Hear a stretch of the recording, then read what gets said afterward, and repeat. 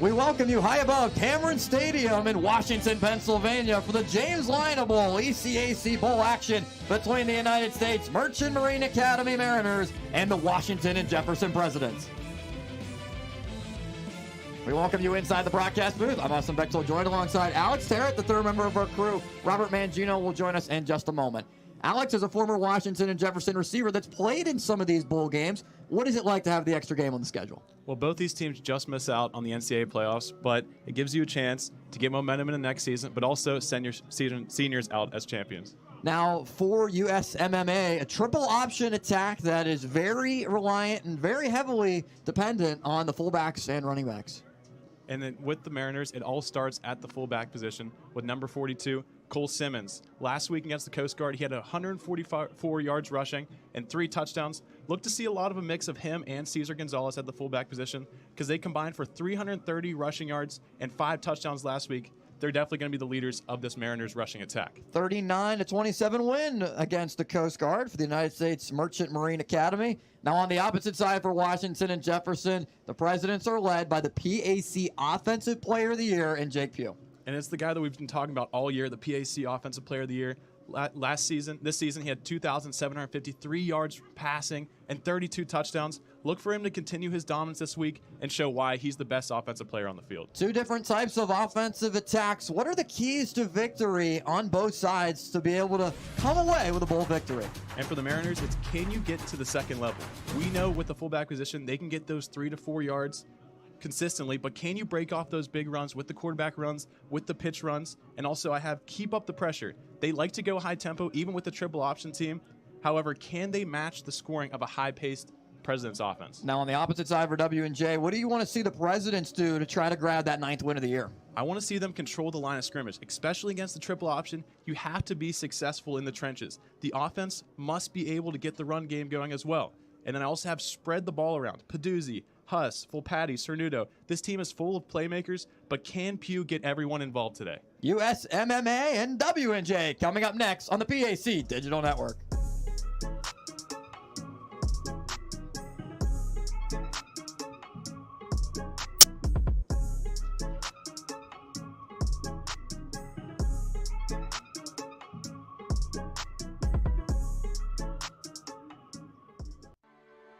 What keeps you moving? Is it your grandkids learning to ride a bike? Or Fido wanting to go for walks? At Washington Health System Center for Orthopedic Excellence, our highly trained team offers a wide variety of services, all tailored to your specific needs. Don't let pain or injury stop you any longer. Choose Washington Health System for your orthopedic care and take your first steps towards recovery and a healthier, more active life. The James Lynah Bowl, U.S. Merchant Marine Academy, and they'll be visiting Washington and Jefferson. It should be a really exciting matchup. Fires middle of the field, Peduzzi wide open again and walks into the end zone. Picked up by Washington and Jefferson for the touchdown. Pressure comes, McGowan gets it away deep down the field and it's intercepted. It's been all Presidents all day. Coach Sirianni and his team will obviously come prepared. They've got a great passing attack with quarterback Jacob Pugh, among others. 3 tickets off to the races to the 20, 15, 10, 5 into the end zone again. What a job defensively by Washington and Jefferson. All over the place. The Presidents came to play.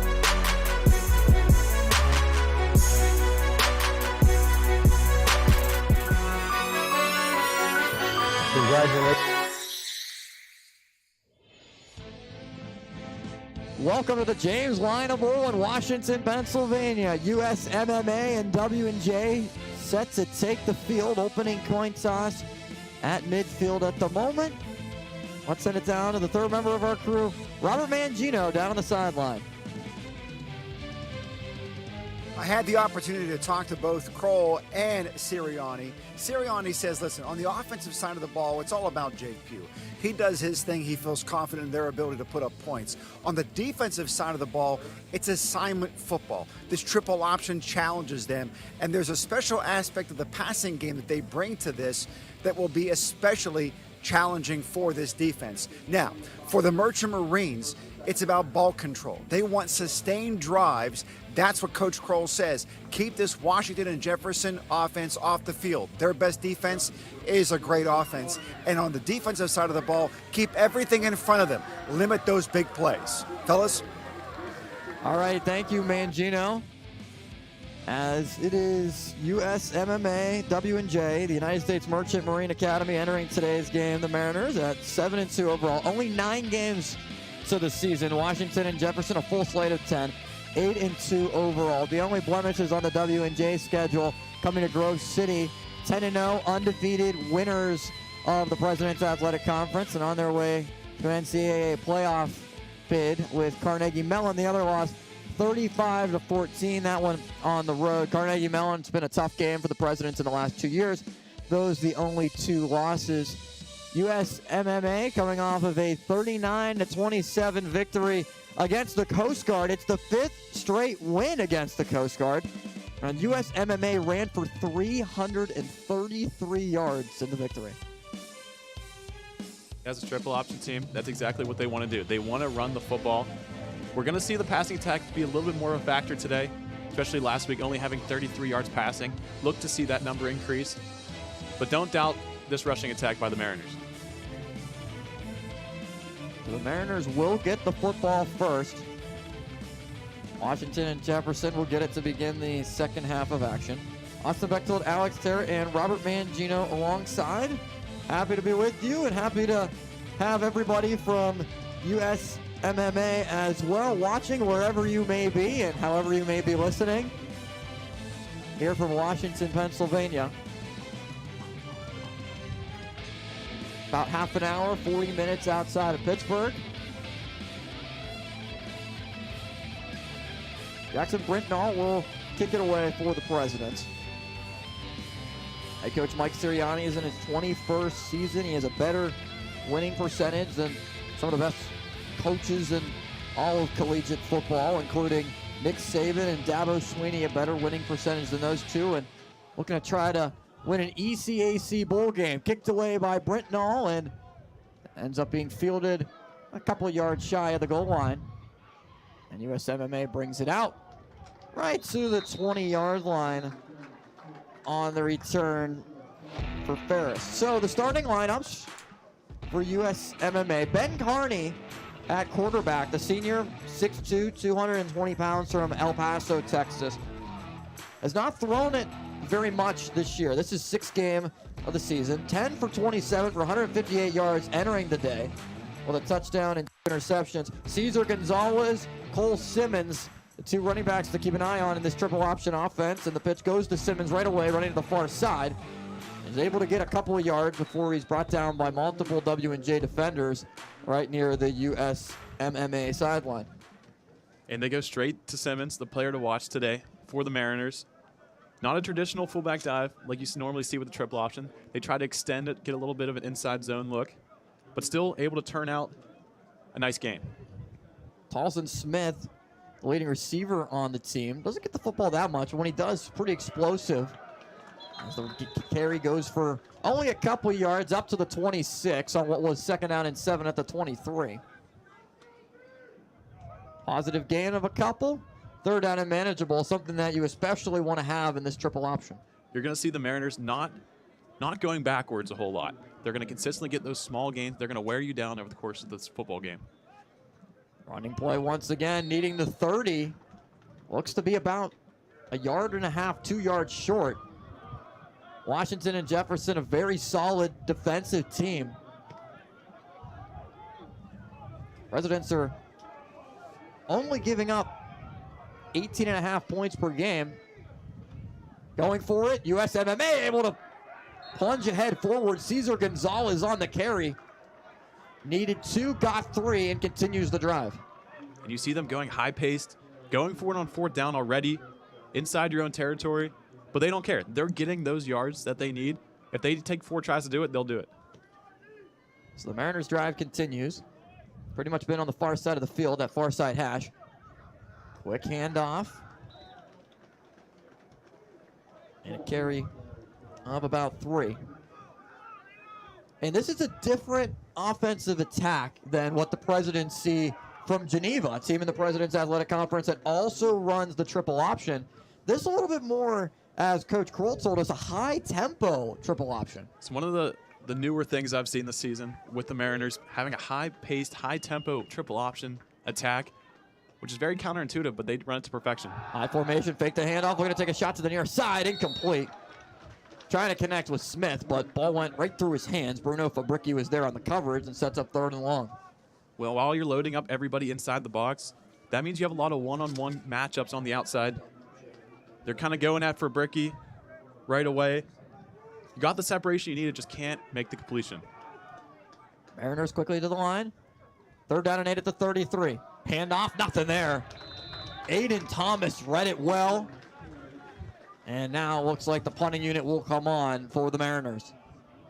That's what you got to do. You got to stop them at the line of scrimmage. Got to get that push so that Gonzalez, Simmons, they can't get through to the second level. That's exactly what the Presidents need to do all day. Gonzalez, the senior from California, 6 foot, 208-pound fullback, just got back to the line. So the punting unit comes on. Jackson Tinkus will kick it away to Anthony Rosati, standing inside his own 30-yard line. Pressure from the Presidents. But Tinkus is kicked, fielded by Rosati at the 33 with room to go. Up past the 40, and Rosati makes his way to the 41. Good field position for Washington and Jefferson. 8-2 on the season. Those 2 losses to Grove City as well as Carnegie Mellon. The bye week was right before that Carnegie Mellon game, but a real crusher at Grove City. A back and forth affair, 31-24. Presidents were not able to hold in the 4th quarter, where Grove City really took over and pulled away. And that Carnegie Mellon loss, back-to-back heartbreakers for the Presidents. It sends out the PAC Offensive Player of the Year, Jake Pugh, over 27 yards passing on the season and 32 touchdowns to his name. He looks to throw over the middle, pump fake, throws deep, intercepted. Picked off at the 40-yard line and room to go, tripped up by Panuzzi. What a play right away from USMMA. Chad Haller, his 3rd interception from the safety spot, takes it away from Pugh. We're giving all this praise to Jake Pugh, but the Mariners are saying, don't forget about us. We got a good defense. Pugh with the pump fake, getting the hands in his face, making him make an errant throw so early on. Getting a turnover this early is exactly what the Mariners needed. Chad Haller, a junior, 6'1", 195 from Wilmington, North Carolina. The safety wears 35 with his 3rd interception of the season. One of the best players in the back end for the Mariners. Carry goes for decent gain of about 3-4 yards up to the 49. Mariners begin this drive in its own territory, moving left to right. USMMA offensively and Washington and Jefferson defensively trying to slow down this triple option attack. Guys to keep your eye on: Tanner Volpatti, Justin Johns at the linebacker position, Avery Keith and Dawson Dietz up front. As the pass is complete and able to go for a 1st down past the far side of the field. Smith on the reception, his 34th catch of the year. When you have all the defenders looking for their run, looking to make those tackles, it can leave these little outside outcut routes wide open for the Mariners just to take advantage. A little pitch and catch, able to move the chains. They're on plus territory. This is where they want to be. They want to continuously use the clock, go up tempo, and take those easy yards. It puts the ball in the W&J territory at the 43-yard line. 1st down. Handoff fake from Carney. He takes it himself up to the 40 and a pickup of 3. Typically with the triple option, you want to see your team burn as much clock as possible, limit the amount of possessions that the opposition has. But this up-tempo approach also can catch the defense a little bit off guard. Exactly. You want to keep the defense tired. You don't want them to sub. You want them to keep those players out on the field, make them guard you every single play. And a good carry for a 1st down. Gain of 7, maybe 8 yards, and another 1st down for the Mariners up to the 32. They run all these plays. They get 2-3 yards consistently, but then they break off a couple chunks in a row. They keep you on your heels. I'm looking to see if they can get Carney moving around and get him in space to make a throw. It was a good run from Cesar Gonzalez to pick up a 1st. Handed off to Gonzalez. He lost the football, and W&J pounces on it. Keaton Hall fell on the football. 2 turnovers in 5 minutes as the Presidents get it back. Just when we see all the momentum going towards the Mariners' way, W&J responds.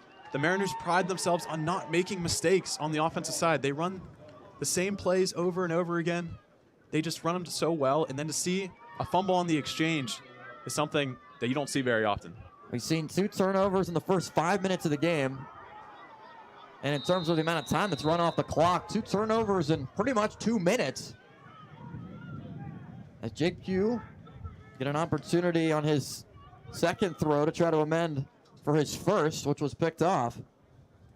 Send Rosati in motion to the far side of the field in the pistol. Pugh hands it off. Carry for Volpatti, or rather, it's Kobe DeRosa on the carry. We've seen Volpatti, Justin Huss get a ton of starts, but how about Kobe DeRosa right away and making his presence known in the backfield? Zach Cernudo, all PAC first team. A ton of the offense for W&J is all PAC first team, including John Peduzzi. Rosati was a PAC honorable mention. Jacob McCosco, second team, all PAC. It is Nick Wilson starting for McCosco today.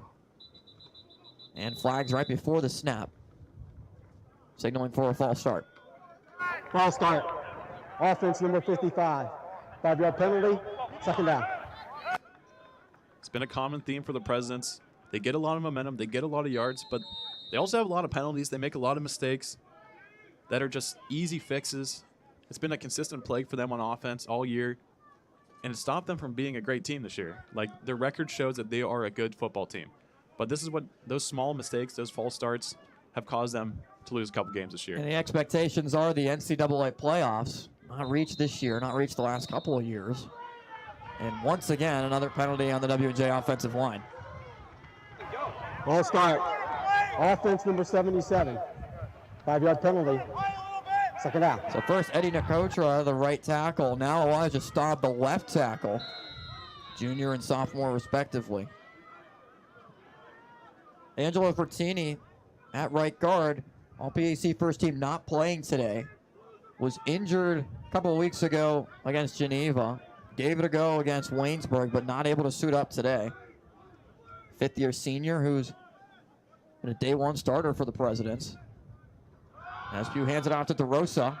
DeRosa still going. Plunges his way forward past the 35 to the 36 in a play that looked like could have been for a loss at the moment, but good job from DeRosa to fight for a couple more yards. If you're the Presidents, you get a huge fumble recovery. Then you get a first down run from DeRosa, gets you 2nd and 2. Then you have 2 straight false starts to set you up now 3rd and 8. It's just the way the Presidents' seasons have gone, and it clearly has not been fixed going into this last week. CJ Livesey, the junior inside linebacker, made the stop. 42 tackles on the year. As Pugh has time, gets it away. Far side of the field, incomplete for Peduzzi. Pugh did take a shot once he threw it to Peduzzi. Once the ball left his hand, the incompletion sets up 4th down. Pugh dropping back, a lot of pressure in his face. That's what caused the interception on the last drive. Forcing him to throw it to the outside, not letting Peduzzi have a chance to corral it. And now the Presidents are punting. Giovanni Orchesi from Dexter, New York was the one that applied pressure. Ricky Hunter back to punt. Presidents go 3 and out. Hunter, blitz blocked. Can't get it away. USMMA can pick it up. Trying to fall on it. Ball still loose. Still up for grabs. Picked up by USMMA and walking into the end zone. Touchdown Mariners. Cole Simmons, our special team, scores. On this play, I think every single player on the field touched this ball at some point. Hot potato. But Who just wants to grab it? Just the way the Mariners were able to get penetration. Just a way to extend the body. Cause that blocked punt. No one able to fall in until Simmons picks it up. Able to get a score on a great penetration by the punt return team. Zach Steiner's extra point is up and good. A huge play on special teams from USMMA. As Ricky Hunter could not get the punt away, blocked right there. Solid effort made. 1, 2, 3, 4, 5, 6. And then the 7th player ends up grabbing it, takes to the touchdown. And now Mariners have all the momentum. They were able to move the ball on offense. able to force 3 and outs and an interception on the defensive end. This is the perfect start for the Mariners. 99 Holub was the one who blocked it. 42 Cole Simmons, who we highlighted as a key player to watch. Making his impact early. 7-0 USMMA. Jameson Kroll's in his second season. 12th year overall, Springfield grad in 2009. This is the 11th postseason game for USMMA. 5-2 record in ECAC games. First ECAC bowl game since 2017. United States Merchant Marine Academy. Big win against their rivals, 39-27 against the Coast Guard. Wins against MIT, WPI. Lost to Springfield 21-14 in that Week 9 game.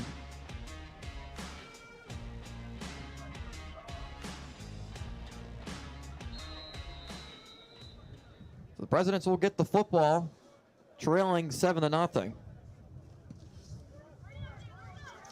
Short kick. Presidents run into each other. Recovered at the 20 and still on Keaton Hall's feet to try to make it to the 26. And Hall was able to make it to the 26-yard line. So overall, in terms of scoring, Washington and Jefferson had outscored opponents in the first quarter 122-39 entering today. For USMMA defensively, they've only allowed 67 points in the first quarter, but that's actually the most that USMMA has allowed all year and scored 75. So that's a pretty decent number.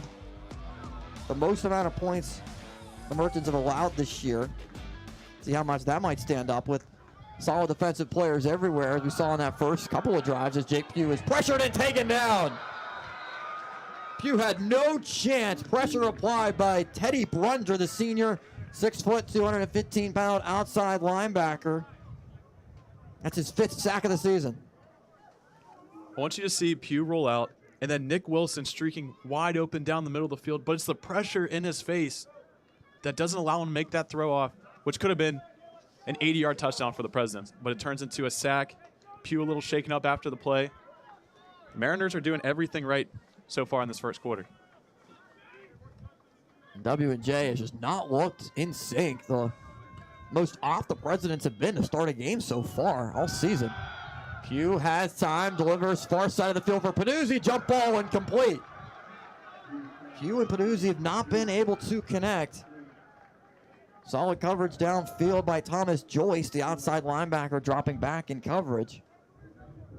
Sets up 3rd down and 13. This is just a long developing play, trying to get Peduzzi on a double move.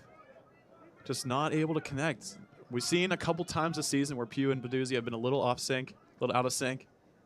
And we're seeing that happen already in this first quarter. 6:58 to go, 7-0 USMMA. Austin Bexel, Alex Sterrett, Robert Mangino alongside from Washington, Pennsylvania. Ball on the near side, has for Pugh. President's moving right to left. Well, Patty now stands to the left of Pugh with time. Pugh delivers middle of the field for Peduzzi, incomplete. Peduzzi on a dive, tried to grab it. A low throw from Pugh. Did have a chance to make the catch at the 45. Incompletion sets up another punt from the Presidents and another 3-and-out. This is the 3rd time that Peduzzi has had the separation. In order to make a grab, Pugh trying to throw it in the window. Keeps it low so that his player doesn't get hurt, but not able to get it high enough so that make that big 1st down completion. Ricky Hunter will punt it away. Presidents trying to block it up, and Hunter, quicker kick. It is short. Called on a fair catch at the 49. Again, good field position for the Mariners. Overall, some bowl matchups. ECAC bowls going on today. Another PAC team in action. The Asia Bushnell Bowl. Carnegie Mellon will play Sunny Brockport. This is the James Lynah Bowl between the United States Merchant Marine Academy and Washington and Jefferson. Also the Clayton Chapman Bowl. Scotty Whitelaw Bowl as well. Run to the near side, blown up by the Presidents defensively. Good job by Avery Keith. A couple others to make the stop.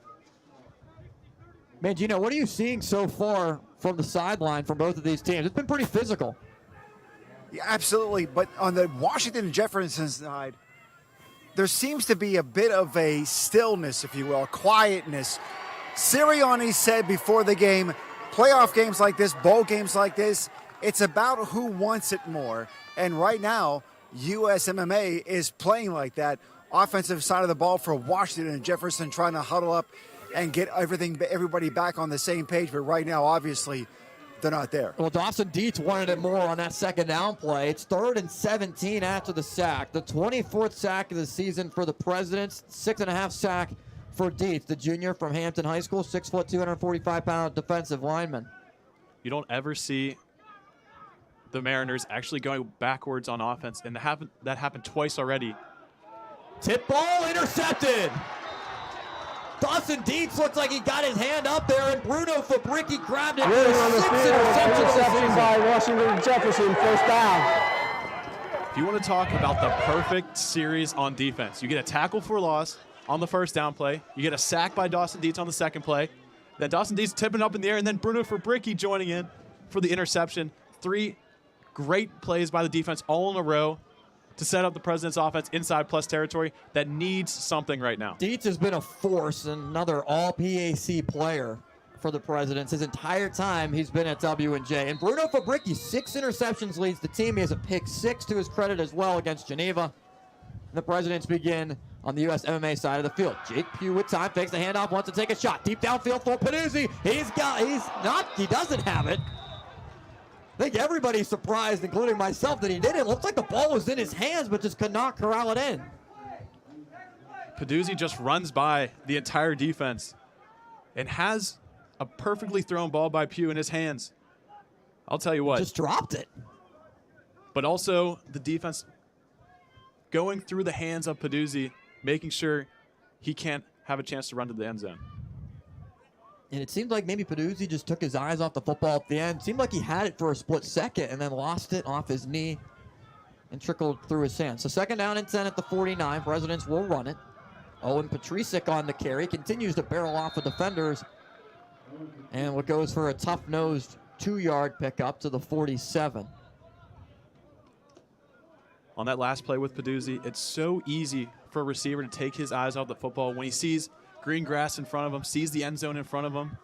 It's so hard to stay disciplined and really pull the ball into your body before you take your eyes off and run downfield. Sets up 3rd down and 8. Cernuto goes in motion to the far side of the formation. Jake Pugh, far side of the field. Peduzzi this time makes the catch. Tiptoes his way out of bounds at the 35 and picks up a 1st down. Peduzzi is getting separation everywhere on the field right now, and they got to keep feeding him. Little comeback route, just sitting with the zone. The Mariners like to run a lot of zone because they know the speed of these WJ receivers, but that exposed them to a lot of open holes in the secondary. Peduzzi with over 50 catches on the season, also over 1,000 yards receiving as Owen Patricic knifes his way through defenders, close to a 1st down and a pickup of 9 to the 26. And I believe Owen Patricic is going to be that unsung hero today for the Presidents. He's been hot all year. He has that real breakaway speed, but also he can run through the tackles and make a lot of guys miss. And you can see it on display on that run. And we've seen Patricic be featured a lot more as Aaron Krebs has been calling the plays for the Presidents. It's a little bit of a change compared to Mike Sirianni. That one, no difference in who was calling it. Blown up right away off the snap. Jack Temple, the junior 6'2 defensive end from New York, helping to blow that play up. Huge stop defensively to further push the ball back now to the 28-yard line. CJ Livesey was also there for the tackle for loss. His 3rd tackle for loss of the season. And that's what the Mariners have to do. They have to keep sending pressure off the edge. They have to get penetration through the middle. 3rd and 3. Pugh looking for Patricic. He's got it. That's Justin Huss, rather, on the far side. So Huss makes the catch, comes in for Patricic. And the senior running back able to make the grab to move the chains. This is the President's offense we're accustomed to now. We see the ball getting out quick, getting easy yards, moving the ball down the field very efficiently. Now inside the red zone is where the Presidents struggled this year. Pugh lines up in the pistol with Huss the back. Take the handoff, and Pugh will run with it. Far side of the field, Pugh going to make his way for solid carry of about 6 yards. Inside the red zone now for the Presidents, setting up second down. You have to have all eyes on Jake Pugh because he will do stuff like this. He will pull the ball, and he will run. He's that extra running back. He's that extra runner that you need to account for on every play. Quick pass to Peduzzi. Only a couple yards as he dives forward towards the 15 and is decked at that spot after only a 3-yard pickup. Set up 3rd down and 2 for W&J. President's offense does not kick a lot of field goals. Would imagine in terms of down and distance that could be 2 plays to determine the drive. The Presidents will attempt to go for it on 4th if W&J does not pick it up here on 3rd. Rosati goes in motion towards the near side of the field towards us. Pugh fakes the handoff, looks for Cernuto. Now we'll tuck and run. Jake Pugh slides and does pick up the 1st down. Makes his way to the 10 and sets up 1st and goal. So I don't know if this was a called QB draw with the pump fake, or is that just Pugh improvising? Sees the pressure in his face, knows that ball will not get out there. Instead tucks it and runs and picks up the 1st down. Now they're inside the 10, inside the 15. We'll see what kind of play calling Aaron Krebs will dial up here. USMMA read it well. Looked like Presidents were trying to find Cernuto on a little quick passes. 2 backs line up in the backfield, and Pugh looks to the end zone for a wide open Peduzzi. Touchdown, Washington and Jefferson. Pugh to Peduzzi, 10 yards out, 17th touchdown for John Peduzzi through the air from Jake Pugh. And this is a play that the Presidents like to run a lot, faking to DeRosa, and then just finding Peduzzi wide open in the back of the end zone. And this is a perfect response by the Presidents, who've had a lot of momentum go away from them to start the game. Ricky Hunter's extra point is up and good. The 33rd touchdown pass of the season from the PAC Offensive Player of the Year. Jake Pugh makes it 7-7 with 1:46 to go in the 1st quarter. When you step through that door or shake their hands, will you be prepared? When you stand up for a client or walk into that meeting, will you be ready? Ready to prove to them that you deserve to be there? When you come to Washington and Jefferson, you will be.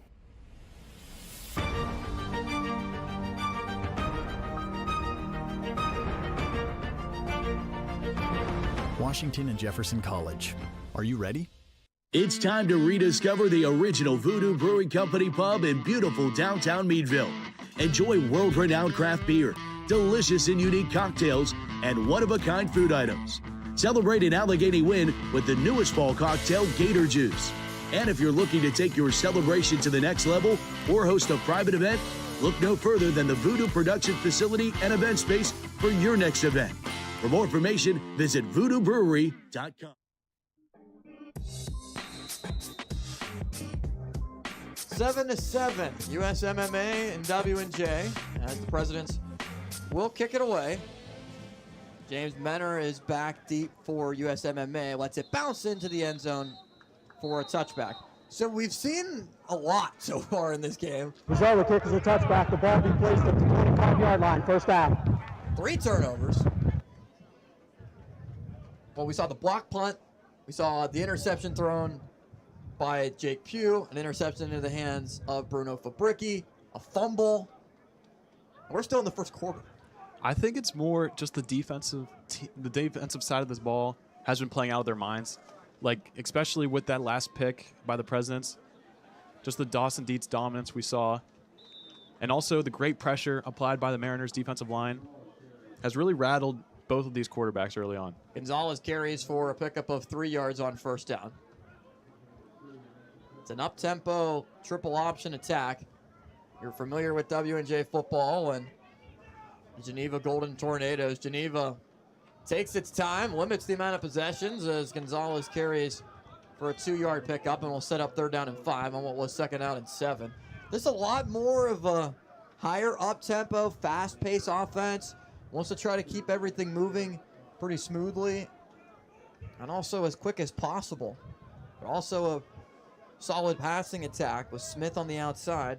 33 catches for 682 yards coming into today. Pitch goes to Gonzalez, and he just gets back to the line of scrimmage, if that, on the play. 3rd and 5 toss that goes for nothing. USMMA staying on the field. President's trying to decide if this is a punt or not. Punting unit goes onto the field, off the field, and now back on. And it's just been the President's defensive line has been getting that pressure. They've been stopping the fullback dive. The fullback dive is one of the most important parts of the triple option to get going. With Gonzalez, with Simmons, they have such a great fullback position. But now they need to get the quarterback runs. They have to get quarterback Carney going. Okay, they also got to get the pitchmen going. Olmeyer, Red, all those guys need to get to the second level. Kick is away, and Anthony Rosati is able to read it correctly at the 30-yard line. Came up on it and had to backtrack to make the catch. Presidents will take over now at the 33 after the punt with just about 6 seconds left to go in the first quarter of play. Overall in the President's Athletic Conference, Grove City dominated. 10-0. And it was pretty early wins against Carnegie Mellon and Washington and Jefferson that secured the conference for Grove City with a couple games still to go. Case Western Reserve and Westminster rounding out the top 5. W&J's only blemishes on the year were to the Tartans and to the Wolverines. Good luck to Grove City, Carnegie Mellon, 2 teams being represented in the playoffs and bowl games. Want to see the PAC stand out and show out and see how strong of a conference it really is here in southwestern Pennsylvania, where the Presidents handed off and not much there for Volpatti. He lost about 5 yards on the first down carry back to the 28, which takes us to the end of the first quarter play. 7-7 here at Cameron Stadium, the home of W&J. For us, this is not just a job. This is our mission, providing great patient care, delivering babies, healing hearts, detecting cancer early, stitching wounds, and holding your hand through it all. Proudly serving our community for over 125 years. Washington Health System. Here at Loway, we have a pretty vast array of customizable promotional products, from pens, signs, mugs, water bottles, really anything you can think of. Some of the main services we provide here are screen printing, embroidery, and promotional products. What really sets us apart from our competitors is our on-staff design crew and our customer service. We can really help take your branding and marketing to a new level.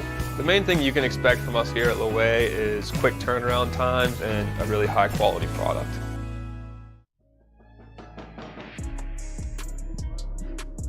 Seven to 7 in the James Lynah Bowl here in Washington, Pennsylvania.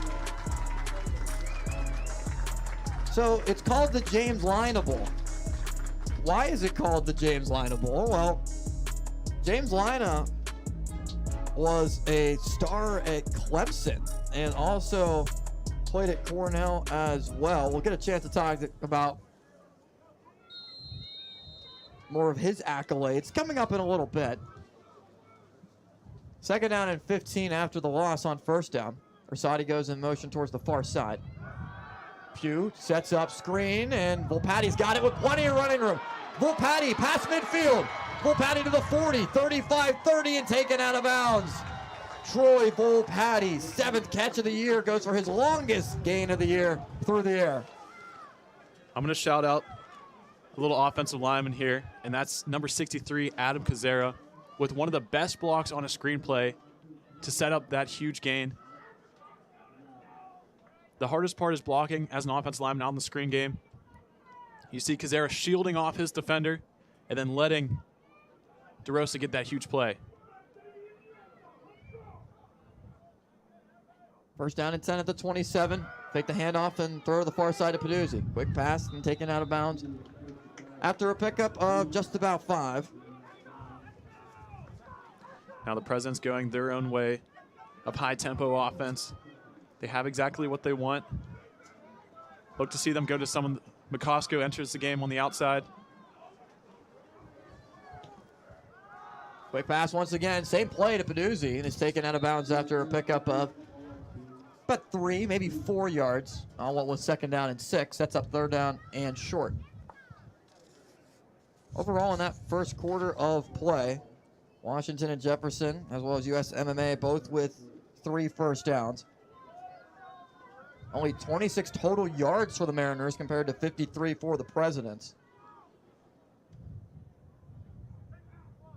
A couple turnovers mixed in as well, as Jake Pugh was 4 of 9 for 30 yards and a touchdown. Sets up 3rd down and 3 at the 20. Pugh in the pistol, full Patty the back.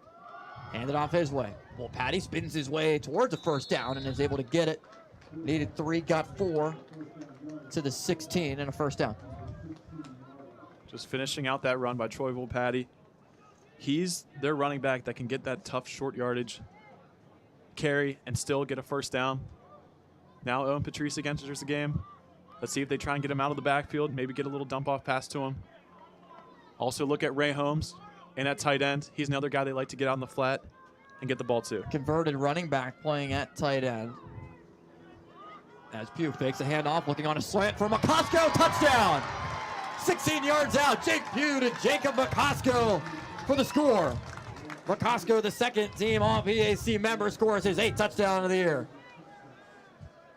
McCosco just winning out on the outside, getting to the inside shoulder, and through traffic, catches a beautiful ball thrown by Pugh. Those two chemistry have been incredible this season, especially late half the season, and it's full on display right there. Ricky Hunter's extra point is blocked. And on special teams, USMMA has done a fantastic job blocking a punt, blocking a kick of Hunter. As now USMMA, the Mariners are going to return it. Far side of the field, Mariners have a chance here to try to take it back for points. Still going past the 40, 35, lots of open running room, collapsed in on at the 30. And wow, the block that was recovered in the end zone. USMMA looking to try to take it the other way, and President's a little bit lucky there. There was good blocking for a while. Alex, what did you see? You just see pressure off the edge. Usually, as a member on the on the kickoff team, okay, you can't let anybody get inside. Extra point was blocked. However, the speed on the outside shows, and then the return back, almost getting points on the board, but you have no idea how much momentum you can get from blocked punts, blocked kicks, because then you can't really go to that field goal game down the stretch. It just lingers in your mind. As an offensive team, you have that momentum of the touchdown, great touchdown catch, then it immediately gets put back. The momentum gets back to the Mariners when they get that blocked kick, and a great effort on the return, but a little short of the goal line there. Now with Chad Holler as well, who had the interception of Jake Pugh on Pugh's first pass attempt. He's been very active in the entire game, defensively and special teams. And usually, as a member of the field goal unit, you sometimes get a little lax, and it shows because the Mariners, they're not relaxing on that kick at all. 13-7, Washington and Jefferson lead. Short kick is fielded up at the 10-yard line and brought down at the 23. That's where the Mariners will take over. Ben Carney, the senior from El Paso, Texas, was only 3 of 7 for 33 yards against the Coast Guard last week. Overall this season, only a 37% completion rate. Efficiency at 83.6. 158 yards through the air this year. Heavy running attack in this triple option. Ton of offensive linemen up on the line. And the handoff quickly taken up from Simmons, goes for about 3. What makes the Mariners triple option attack so different is you don't even see a receiver split out wide at all. Everyone's packed in tight. They know they're going to run this ball, and if they're going to pass it, it's going to go to one of the tight ends or one of the running backs leaking out of the backfield. Avery Keith made the tackle as W&J almost jumped into the neutral zone. It was Aiden Thomas as the handoff runs to the near side, and once again Simmons on the carry.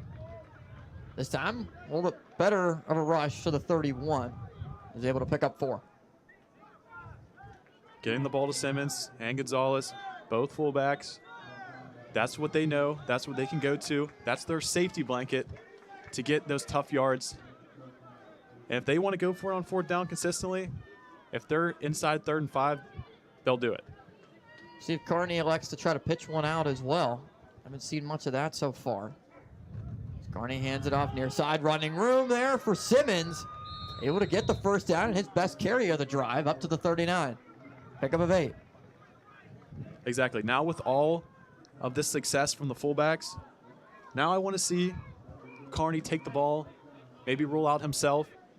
We haven't seen really any pitches, so it's not looking real like a triple option, looking more like a single option here with the fullbacks getting all the carries. Now Jaden Cologne lines up on the far side of the field as the lone wide receiver. Bruno Fabricki out there on the coverage. Another handoff to Simmons.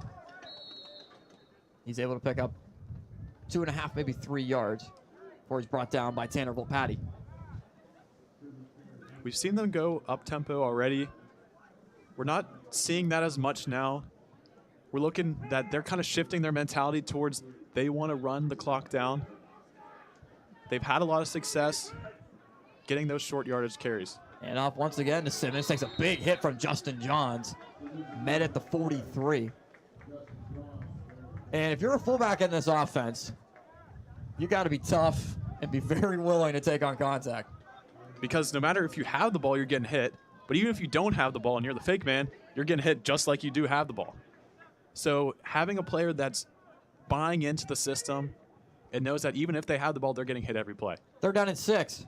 Hand off to Simmons. Simmons plunges his way forward, close to a 1st down, but is not going to get it. 2 yards short to the 47. Ball on USMMA's side of the field. And if the offense is picking up 2, 3, 4 yards per play, why not go for it on 4th and 2? Ball on the near side hash. USMMA traveling right to left as we see it. Carney under center.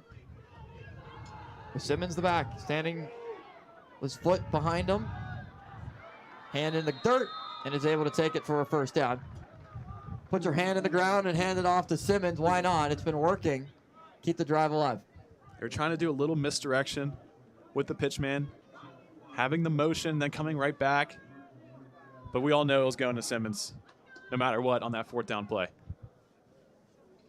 Similar type formation. Carney hands it off to Simmons again. Simmons on a good carry. He's able to get 4 to the 44. Tackle made by a couple of different presidents as Aiden Thomas comes off the field. Zach Valentine comes back on. Dawson Dietz, Tanner Volpatti were all PAC 1st team members. Avery Keith, Justin Johns, Zakai Simmons, 2nd team members. It's a W&J defense with 70 tackles for loss, 24 sacks, 13 interceptions on the season. 14th interception recorded by Bruno Fabricki of the year, as once again Simmons on the rush meets Justin Johns. Johns, who's been a star this year, leads the Presidents in tackles, entering today with 76, 4.5 tackles for loss, a couple sacks, bunch of pass breakups, 2 QB hits. 3rd down and 2. And off to Simmons again. And Simmons with the pile moving forward is able to make it to the 37. Needed the 38. Got enough for another 1st. They're getting the 1st downs. They're also getting a lot of plays in. And that's the whole point of the triple option, is to run as many plays as you can in a game. If you want to hold the ball, but if you're this team, you want to keep the plays going. You want to keep the offense high tempo. And now we see Simmons step off the field. Gonzalez steps in. Fresh body. Carney hands it off again. Simmons, who entered today with 180 rushes for just shy of 800 yards and 10 touchdowns. He averages 4.5 yards per carry. Got 3 there. 2nd down and 7. And off this time goes to Gonzalez. Gonzalez makes it to the 30. Another pickup of 4. Gonzalez averaging 4.5 yards per carry as well. 927 yards on the season. I'll tell you what, the officials are definitely getting their steps in, taking 4 steps to the right, playing the ball, taking 4 more steps to the right, marking the ball 3 yards downfield every single time. This is that mentality of the triple option. This is exactly as a triple option team, this is the definition of success right here. And that's getting 3 to 4 yards of carry and moving the chains consistently and constantly. 5 yards for Gonzalez. Moves it to the 30, the 25 rather, and another first down after the ball was at the 30. Pick up a 5, and W&J calls timeout. So President's really just trying to catch their breath at this point. This offense continuing to turn down the field one play at a time.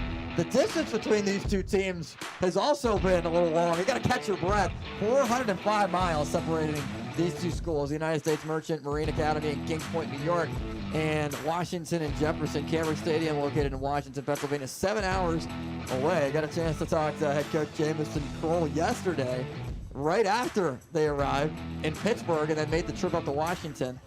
And basically said, yeah, it is a long trip, long journey, but excited to be here for ECAC Bowl action. I think the ECAC is such a great organization, especially for teams that, you know, should be in the national playoffs or just out of the national playoffs. They get a chance to show their stuff outside of their conference, look to other teams on the East Coast, and kind of seeing, even though they didn't make it to the NCAA playoffs, can they still compete with other teams in other states, other conferences along the East Coast? They've had a good game so far. 13-7 with 8:14 to go in the second quarter of play. Ball to 25, first down and 10 for USMMA. And out to Gonzalez. Gonzalez, that time, not as much as just a straight run towards the pile. A little bit of patience there from Cesar Gonzalez, the senior, who has more rushing yards entering today than Simmons. Second down and 6 at the 21. Handoff goes once again to Gonzalez, but Dawson Dietz, man, he's a force inside for the Presidents. Leveled Gonzalez after only a pickup of about 1.5 yards, maybe 2. So you're constantly seeing the same plays over and over again being run at you. And as a defensive line, you need to make a stop. You need to step up. Dawson Dietz does it just there. Let's see if they can do it again. Third down and 4. Handoff once again to Gonzalez. Not going to get there. Back to the 19-yard line. Presidents, great job defensively. And that's Dawson Dietz again. Back-to-back plays, getting in the backfield, blowing it up. And now the Mariners faced with a tough fourth down. They're a little out of their range that they're comfortable with, but still something they can attack. Fourth down and 3 at the 18. Gonzalez is the back. Fake the handoff. Wide open man deep downfield to the end zone. It is caught. Touchdown. Dawson Smith. His 8th touchdown of the year. What a throw from Carney to find him and tie it up at 13. This was the perfect time for Carney to step up. We haven't said his name a lot, but now it's his turn to shine. The fake to the fullback like we've seen every single play. And then Carney, a great ball just above the shoulders of Simmons. Able to pull down a great catch. That was a great drive by the Mariners. Extra point up and good. Dawson Smith. What a grab to make the catch and put the Mariners in front. 14-13. USMMA out in front against Washington and Jefferson. We raised $5,000! When you purchase life insurance and annuity products from GBU Life, you also have more opportunities to give back to your community. GBU matches donations you make up to $1,000 per member. I have GBU Life Insurance. Oh, wow. I have a GBU youth policy. Whoa. We've got GBU annuities. Hey! Our $5,000 just turned into $10,000. That's a lot of big checks. Find out more at gbu.org. Maya, can you come in here, please? Already. Yeah, Dad, what's up? Is that your brother on the TV? Yeah, that's my brother. It looks like it's tonight's game. But how can that be your brother? I have never missed a single game. We couldn't go tonight. Remember, you broke your foot. Right. Well, I don't know who's putting on this production, but without them, I'd be missing this.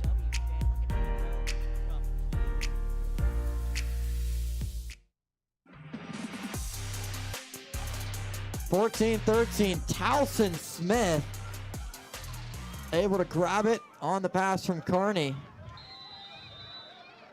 and give USMMA a 14-13 lead. Let's send it to Mangino down on the sideline. That was a long, methodical drive and a great one at that from USMMA. You know, one of the things that was different on that last drive for W&J for the touchdown, Jacob McCosco back into the game. He was kicked out of the game last week for a couple of unsportsmanlike conduct penalties. Able to start play once again in the second quarter. Came up big on that touchdown reception. Something else that's key too, W&J's offensive line outweighs the Merchant Marines defensive line by a good 50, maybe 55 pounds. They need to impose their will. Patricic on the rush. There's lots of room. Owen Patricic is loose. Past the 40. 30 Patricic. Foot race down the sideline. Tripped up at the 15. Owen Patricic. What a run for the junior running back from Bentworth High School to set up the President's first down inside the 20-yard line. Ball spotted at the 10. First and goal. I just said he was going to be the unsung hero for the Presidents today. Just that breakaway speed, and Peduzzi with that nice little block. But the little trip up at the end caused him not to get the touchdown. The Presidents are not out of it yet. Okay, they really need to put the ball in the end zone here. 6.5 remaining in the second quarter of play. Presidents with a golden opportunity. Peduzzi lines up far side. Handoff goes to Patricic. Patricic bounces it back inside and makes his way towards the 5. But a 6-yard pickup for Patricic to the 4.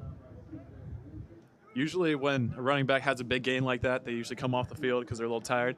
Not Owen Patricic. Gets the carry right after that. Able to break a few tackles. He's showing why he deserves to get all these carries. Kobe DeRosa now comes onto the field at running back. McCosco comes off. McCosco, who did not start today. Nick Wilson started instead because of what happened last week against Waynesburg, as Mangino explained. Second and goal at the 4. Low snap for Pugh. Pugh avoids the pressure. Still on his feet. Jake Pugh towards the goal line. Pugh diving towards the pylon. No signal yet. Appears to be out just a little bit short. A Herculean effort from Pugh. Almost made his way for the score. Pugh really thought he got in there. Just showing why he's the PAC Offensive Player of the Year. 2 pump fakes. Able to scramble to his left side. Almost lowering his shoulder. But now we're going to see Cernuto in at quarterback. Jack Cernuto to take the direct snap and a lot of movement. USMMA pointing in the President's direction. And it looks like it will be on W&J and move it back. Start. Offense number 63. 5-yard penalty. Third down. Cernuto, an All-PAC first-team member. He actually leads the Presidents in rushing touchdowns and goal line packages when the ball's at the 2, the 1-yard line. Cernuto will go in and take the direct snap. The junior 5'11", 215-pound tight end, halfback. Jake Pugh comes back onto the field now with the ball at the 6. Justin Huss the back. Cernuto also in there at tight end. Pugh looking to escape towards the end zone. Touchdown! Jacob McCosco scores 6 yards out from Jake Pugh. Pugh avoided the pressure, took a shot, and delivered a strike to McCosco for his second touchdown of the game. This is what Pugh thrives in. This is the type of chaos he thrives in. Not seeing everything directly and then able to take off and falling away and finds McCosco streaking across the back of the end zone. Presidents will go for 2 after missing the extra point in the last touchdown. Pugh towards the end zone, a little bit short. W&J does not get there. Catch was made by Justin Huss, but just about a half a yard short. Great tackle made by USMA to avoid the 2-point try to make it 21-14. It's 19-14 with 4.5 to go second quarter. When you step through that door or shake their hands, will you be prepared? When you stand up for a client or walk into that meeting, will you be ready to prove to them that you deserve to be there? When you come to Washington and Jefferson, you will be.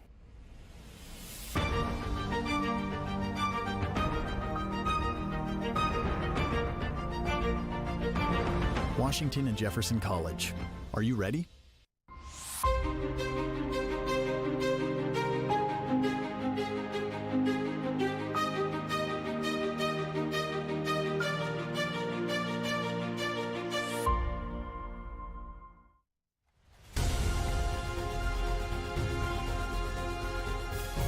Looking to escape a dead-end job?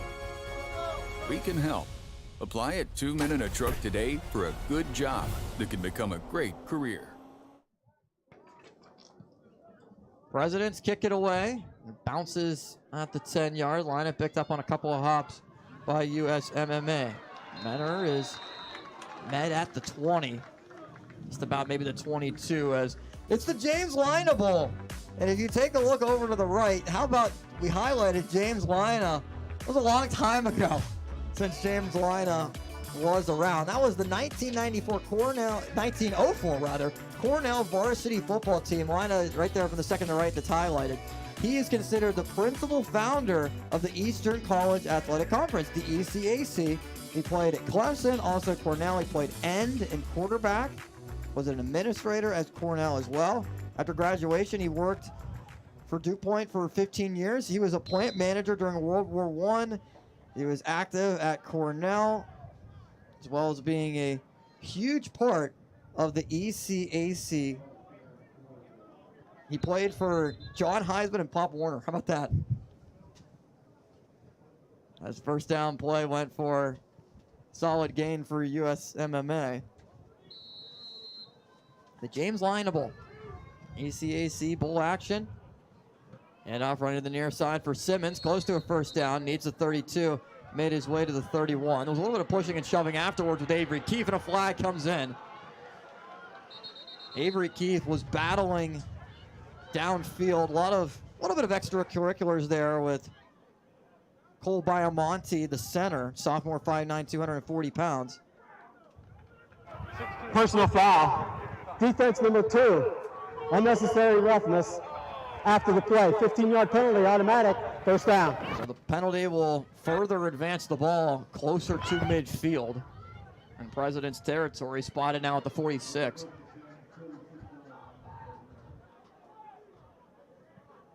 It was after the play. It was a little bit further off towards midfield.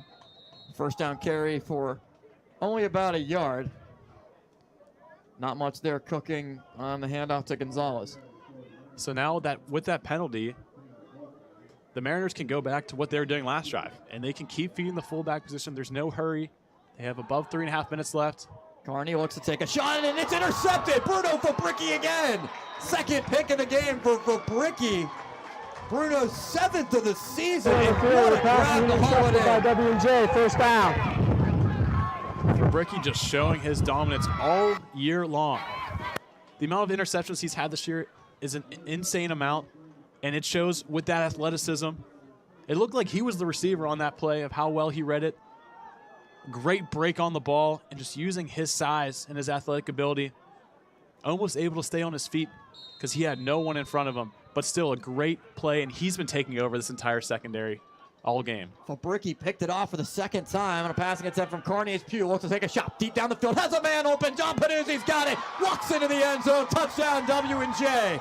40-yard passing play from Pugh to Panuzzi. A late flag comes in at the end of it, but W&J a lot to celebrate, going up by double digits. I definitely want to take another look at this play. There's a great connection between Pugh and Panuzzi. Only took one play to capitalize. And a penalty at the very end of it. As long as the play is a touchdown. Red ball, unsportsmanlike conduct. Offense number 77, inappropriate gesture. United States Merchant Marine Academy is elected to take it on a kickoff. We're just going to see a double move here on the outside. And this is just exactly what the Presidents ordered. That explosive offense that we've seen all year long. And we've seen Pugh and Panuzzi be off page, auto sync early on in this game. But now we can tell they're heating up a little bit. Ricky Hunter on for the extra point. Has already had one block today, as well as a punt block for a touchdown. This one, though, hits the upright and is no good. 2 missed extra points for Ricky Hunter. One blocked, one off the right upright, and it doinked off. Take another look at it. Good snap, good hold, but Ricky Hunter just doinked it right off the right upright. No good. I told you about what lingers in your mind as a special teams player if you see 2 blocks in a row. And then now we see it's kind of getting to Hunter a little bit. And another missed opportunity for a point after.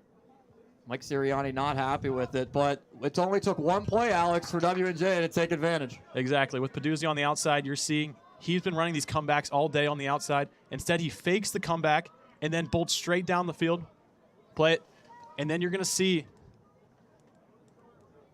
Peduzzi take off and then leave the cornerback in the dust for a big President's touchdown. Mangino, what have you seen down on the sideline? President's last couple of drives have really taken off. Get a chance to talk to him in a moment.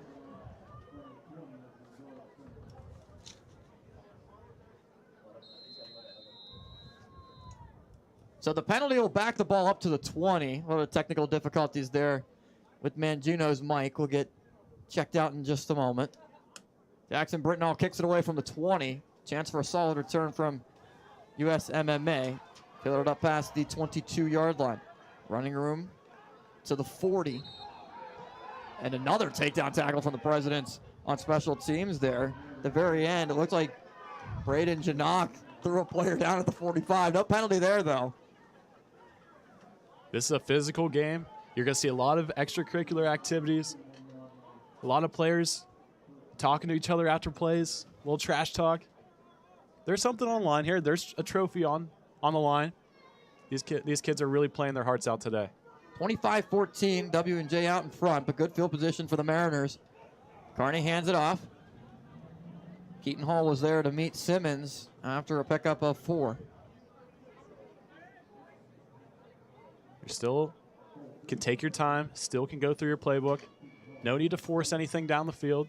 Still 3 timeouts as well. Simmons gets the carry again, runs right into Volpatti. Ball came out. Presidents have it, but looks like the officials are ruling that Simmons was down as Brandon Brown ran away with the progress will stop. The forward stop in bounds. Officials are ruling that forward progress will stop. Presidents not happy. You can hear from the crowd. Not pleased with the result there from the officials ruling that forward progress had stopped on the carry. And now the discussion from the officials right at the 45-yard line. But the handoff went to Simmons and looks like it was ripped out right at that point. Keaton Hall was there at the point of attack. Volpatti as well, and Brandon Brown ran away with the football. This is a very interesting call. Did they stop forward progress? Because there was no way Simmons was down by any stretch. And in that type of play where Simmons continues to run, and now we're going to get a little bit more clarity here. They're running on the field. They're running off control of the ball. Was recovered by W&J. The whistle had blew after a clear recovery. It was on the play as a first down. Washington to Jefferson. W&J takes over after the fumble. Ripped out from Volpatti. Taken by Brandon Brown. President's football. Simmons did cough it up after the discussion from the officials, deciding that, yes, it is indeed W&J ball. As you could tell from the Presidents emphatically running to the sideline for the offense to go back out onto the field before the decision was announced. That was such a huge call because either way, that benefits and has a large impact. We see another flag on the field. And this one's going to go on USMMA. The coaching staff was Red furious. Unsportsmanlike conduct. Virtual Marine Academy head coach. 15-yard penalty. First down. Jamison Kroll called for the penalty. Unsportsmanlike conduct foul again. On the unsportsmanlike call. So not only does USMMA give it away on the fumble, but also more field position going in W&J's direction. Spotted at the 30 with still 3 minutes to go in the first half. Lots of time for W&J to try to extend this lead. And the Presidents get the ball to begin the second half. Just a lot going on here in the last 2 minutes of the game. Pugh in the pistol, trips receivers to the near side, one to the far side. Volpatti is the back.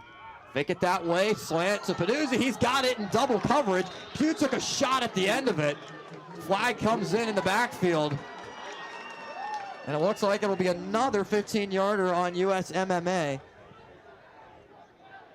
Nicholas Espada provide pressure in on Pugh, drove him to the ground, and everybody already moving down closer inside the red zone where the ball was caught from Peduzzi, but could be even more with the penalty that's still being discussed. And here's the rule. Foul, roughing the passer. Defense, number 90, high and late. Half the distance to go right into the end of the run. Automatic, first down. So the penalty goes on 90. Steven Scroggins. And we'll take another look at it. As Pugh took a shot after faking the handoff, and right there, pretty high contact.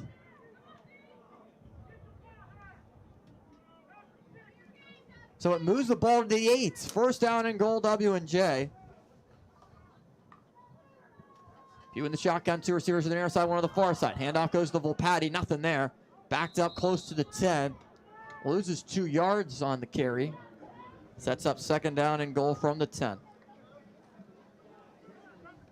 The Presidents with the opportunity to have 2 quick scores towards the end of the half, which we thought the Mariners were going to be able to wind down the clock for the rest of the second half and get a good score before halftime. And now the momentum has completely shifted with the interception by Bruno Fabricki and then the fumble recovery after the strip by Tanner Volpatti.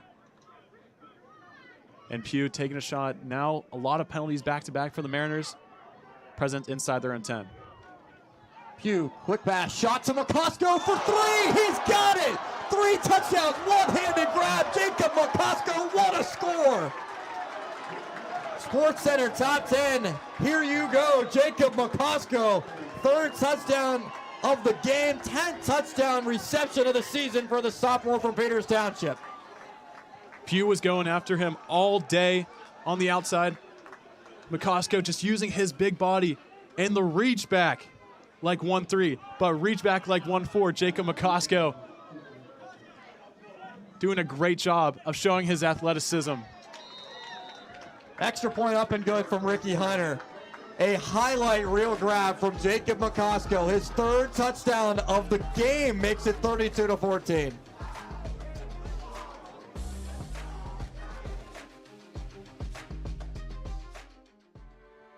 What keeps you moving?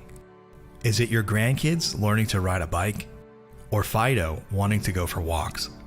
At Washington Health System Center for Orthopedic Excellence, our highly trained team offers a wide variety of services, all tailored to your specific needs.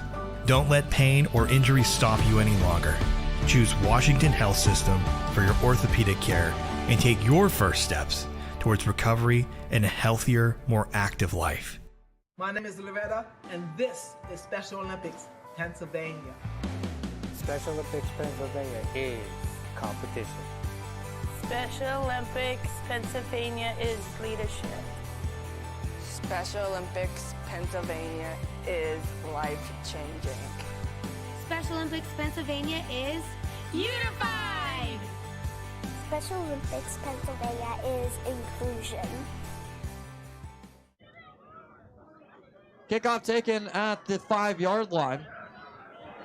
And a big hit delivered by the Presidents again on special teams. W&J is really starting to feel it. Marcus Harrell on the stop.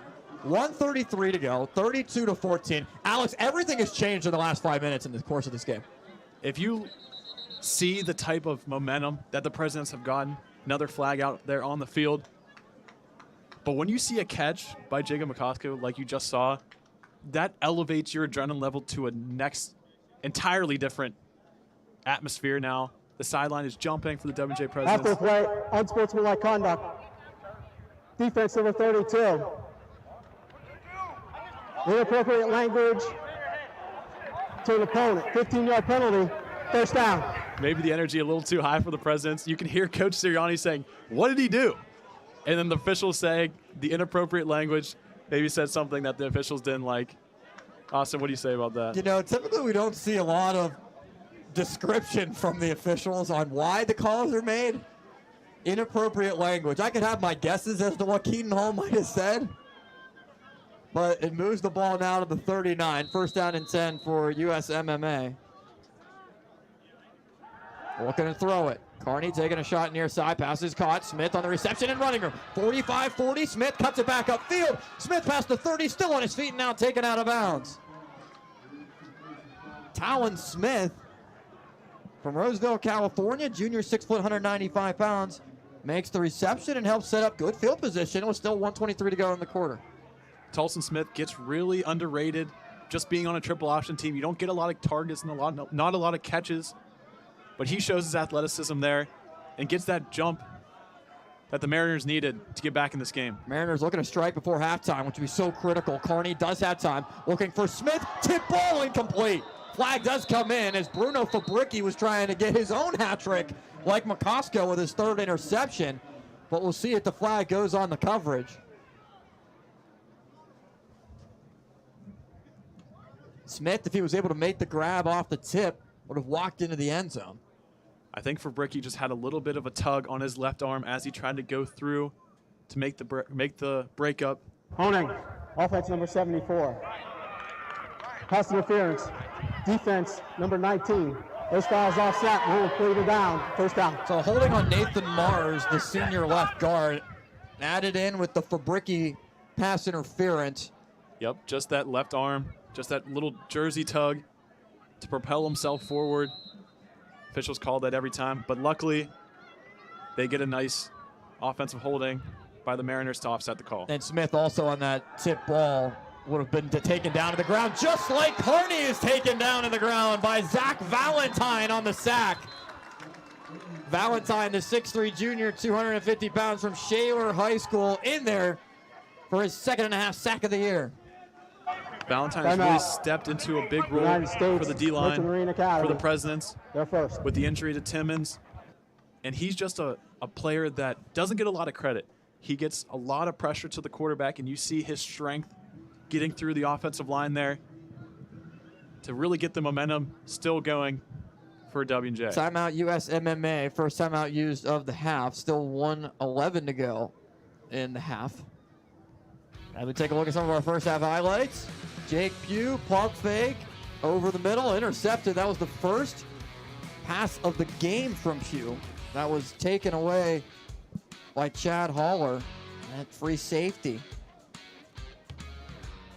And then the punt that was blocked, taken into the end zone for the USMMA touchdown. Seemed like 8 guys might have touched it before it was finally taken in from Simmons.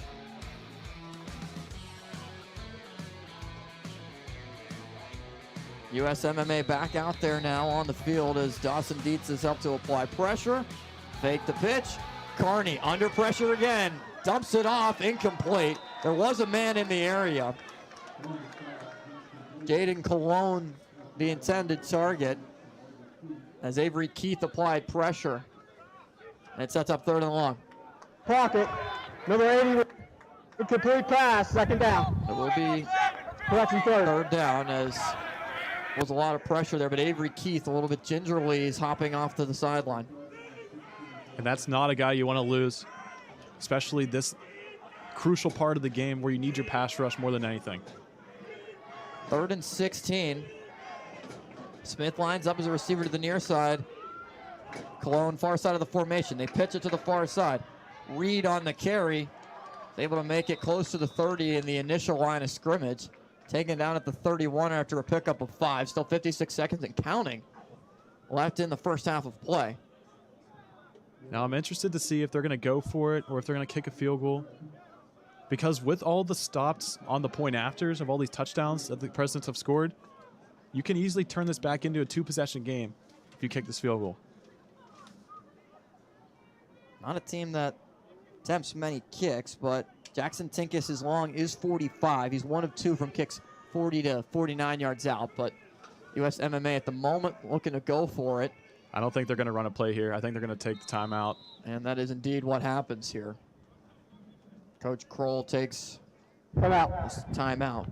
U.S. Merchant Marine Academy, their second. 20, and a little bit more change tacked on. 20.7 to go left in the half. So in the NEWMAC standings, overall this year, USMMA finished second, 5-2 in the conference, as Springfield finished 9-1 overall, 7-0 in conference play. USMMA with that big win against the Coast Guard.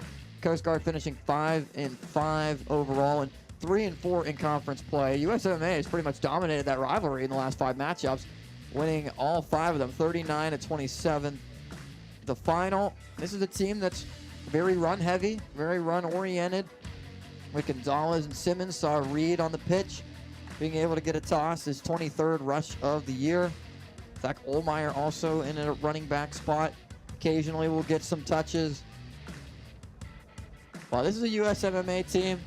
Obviously, one of the most tough physical teams out of anybody in all of D3. They're a fascinating story. Their entire program, it's awesome. The way that they run things and represent the country as Carney's taken down on 4th.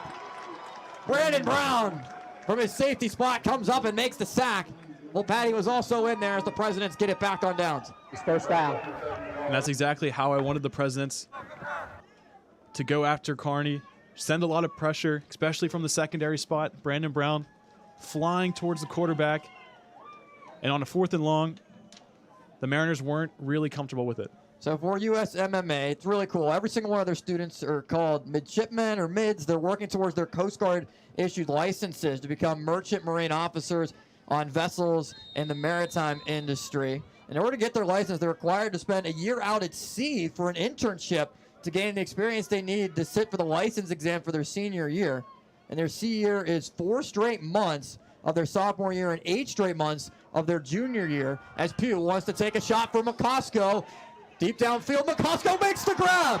McCosco past the 10, spins his way at the 5. There is a flag thrown where McCosco made the catch. This might be offensive pass interference, as the Presidents are still standing at their own side of the field, and that is indeed the case. We saw the same thing with Peduzzi Pass earlier in the game. Offense number 14. We see that little comeback and go on the After outside. 15-yard penalty from the previous spot, first out. There was a little shove there, but how about McCosco? Just using his body, having one of his best games of his season. But if you're going in the second half, you know you have to keep feeding 14. He's been incredible. Did not start in this game because of being disqualified at latter half of the Waynesburg game. And now Jake Pugh lets the clock run out, and the half comes to its conclusion. 32-14. Washington and Jefferson is 5-1 in ECAC bowl games. The Presidents are 8-2 overall, 8-0 when going to halftime with the lead, 0-2 when going to halftime without it. Presidents looking to try to make it 9-0 on the other side of the half. 32-14, Washington and Jefferson leads. USMMA, Robert Mangino down on the sideline with head coach Mike Sirianni. Coach, 20 points in the last few minutes of the second quarter pretty much changed the complete complexion of this game. Yeah, it does. I mean, we were able to get some turnovers and, and able to keep them out of the end zone down there. So that's huge. Keep this a 3-score game. But our message is, last week we were up a ton and couldn't put it away. Allegheny game a few weeks ago, couldn't put it away. So we got to continue to play because that's been a heel for us 2 of our last 3 home games. What do you say to the guys to get them to finish this game for you? It's the last game of the season. I mean, let's give everything we got. I told them before the game, if I could, I'd play in a turkey bowl on Thursday. I'm too old to do that now. I'd pull everything. But let's just play and have some fun. There you go, Coach. Best of luck to you. Fellas. Thank you, Mangino. Alex, I know we're excited for our turkey bowl coming up this week. I'm excited for that. Maybe Mangino can be the sideline reporter for our turkey bowl. He's done a great job talking to Coach Sirianni all year. We thank Coach Sirianni for his time throughout the entirety of the season. 32-14 in the James Lynah Bowl, ECAC Bowl action. Washington and Jefferson leads USMMA on the PAC Digital Network. You want top quality roofing? Replacing a roof isn't just shingles. It's a complete engineered system. Being Pittsburgh's #1 platinum preferred roofing replacement company, we offer free estimates from one of the most trusted and well-trained teams in the industry. With over 40 years in the business, JP Roofing is efficient and complete most roofing jobs in just 1 day. If you're looking to get your roof replaced, hire JP Roofing and Siding. Quality long remembered at a fair price. It's time to rediscover the original Voodoo Brewing Company pub in beautiful downtown Meadville. Enjoy world-renowned craft beer, delicious and unique cocktails, and one-of-a-kind food items. Celebrate an Allegheny win with the newest fall cocktail, Gator Juice. And if you're looking to take your celebration to the next level or host a private event, look no further than the Voodoo Production Facility and Event Space for your next event. For more information, visit VoodooBrewery.com. Trout Plumbing is a registered and insured master plumber that services the South Hills. They offer a variety of services, including camera inspection and dye testing. Trout Plumbing also offers a veteran and senior citizen discount. When in doubt, call the Trout at 412-983-8106. Here at Loway, we have a pretty vast array of customizable promotional products, from pens, signs, mugs, water bottles, really anything you can think of. Some of the main services we provide here are screen printing, embroidery, and promotional products. What really sets us apart from our competitors is our on-staff design crew and our customer service. We can really help take your branding and marketing to a new level. The main thing you can expect from us here at Loway is quick turnaround times and a really high-quality product. I started working out with my dad when I was 12 years old. He said, while everybody else is sleeping, you up working. It's gonna pay off for you. Biggest decisions I ever had to make my junior year. I had my daughter at the time, so, I'm like, I gotta provide. I had the opportunity to leave early. I had to make a decision. Was I gonna leave or was I gonna come back to college for an extra year? I'm about to cry talking about this shit. Once I made that decision to come back, my mindset wasn't just to be good, it was to be great. Allison and Michael have been in their home for 10 years, and their bathroom really needed an update. I like doing home projects. Would have definitely taken me longer than we have. They needed a more convenient option, so they called West Shore. The design consultant made it really easy. I left for work with the kids, and they showed up. Morning. Have a nice day at school. By dinner time, we had our bathroom. It is halftime at Cameron Stadium here in Washington, PA, and the Presidents up on the Merchant Marines 32-14. 5 big touchdowns by quarterback Jacob Pugh. We'll have an interview with him coming up in just a few minutes. First, though, here is Ethan Spazarski from Waynesburg University with last week's top 5 plays in the pack.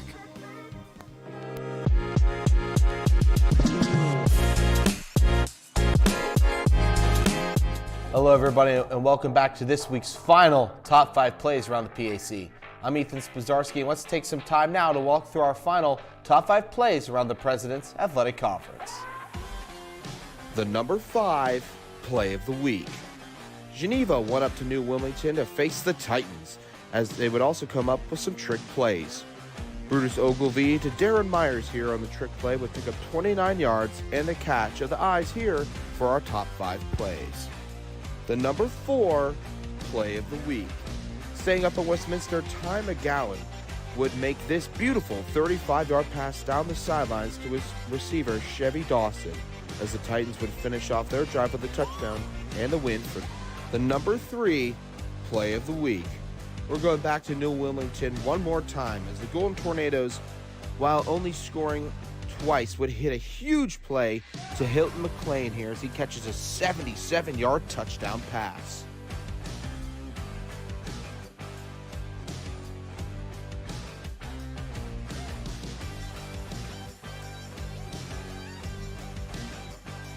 The number 2 play of the week. Down in Washington, PA, the Yellow Jackets traveled to face the Presidents and kept it close, especially with this touchdown from Sam Barber to Dakota Romantino to bring the game within 1 score. The number 1 play of the week. The final number 1 play of the year, no surprise, is going to W&J, as John Peduzzi would score a 62-yard touchdown on a slant route and some good vision. This would help the Presidents narrowly defeat the Jackets 33-28. Some great final plays of the year. I want to thank everybody for tuning in through all 11 weeks so far this year, for sticking with me. I'm Ethan Spazarski saying so long. We'll see you next season.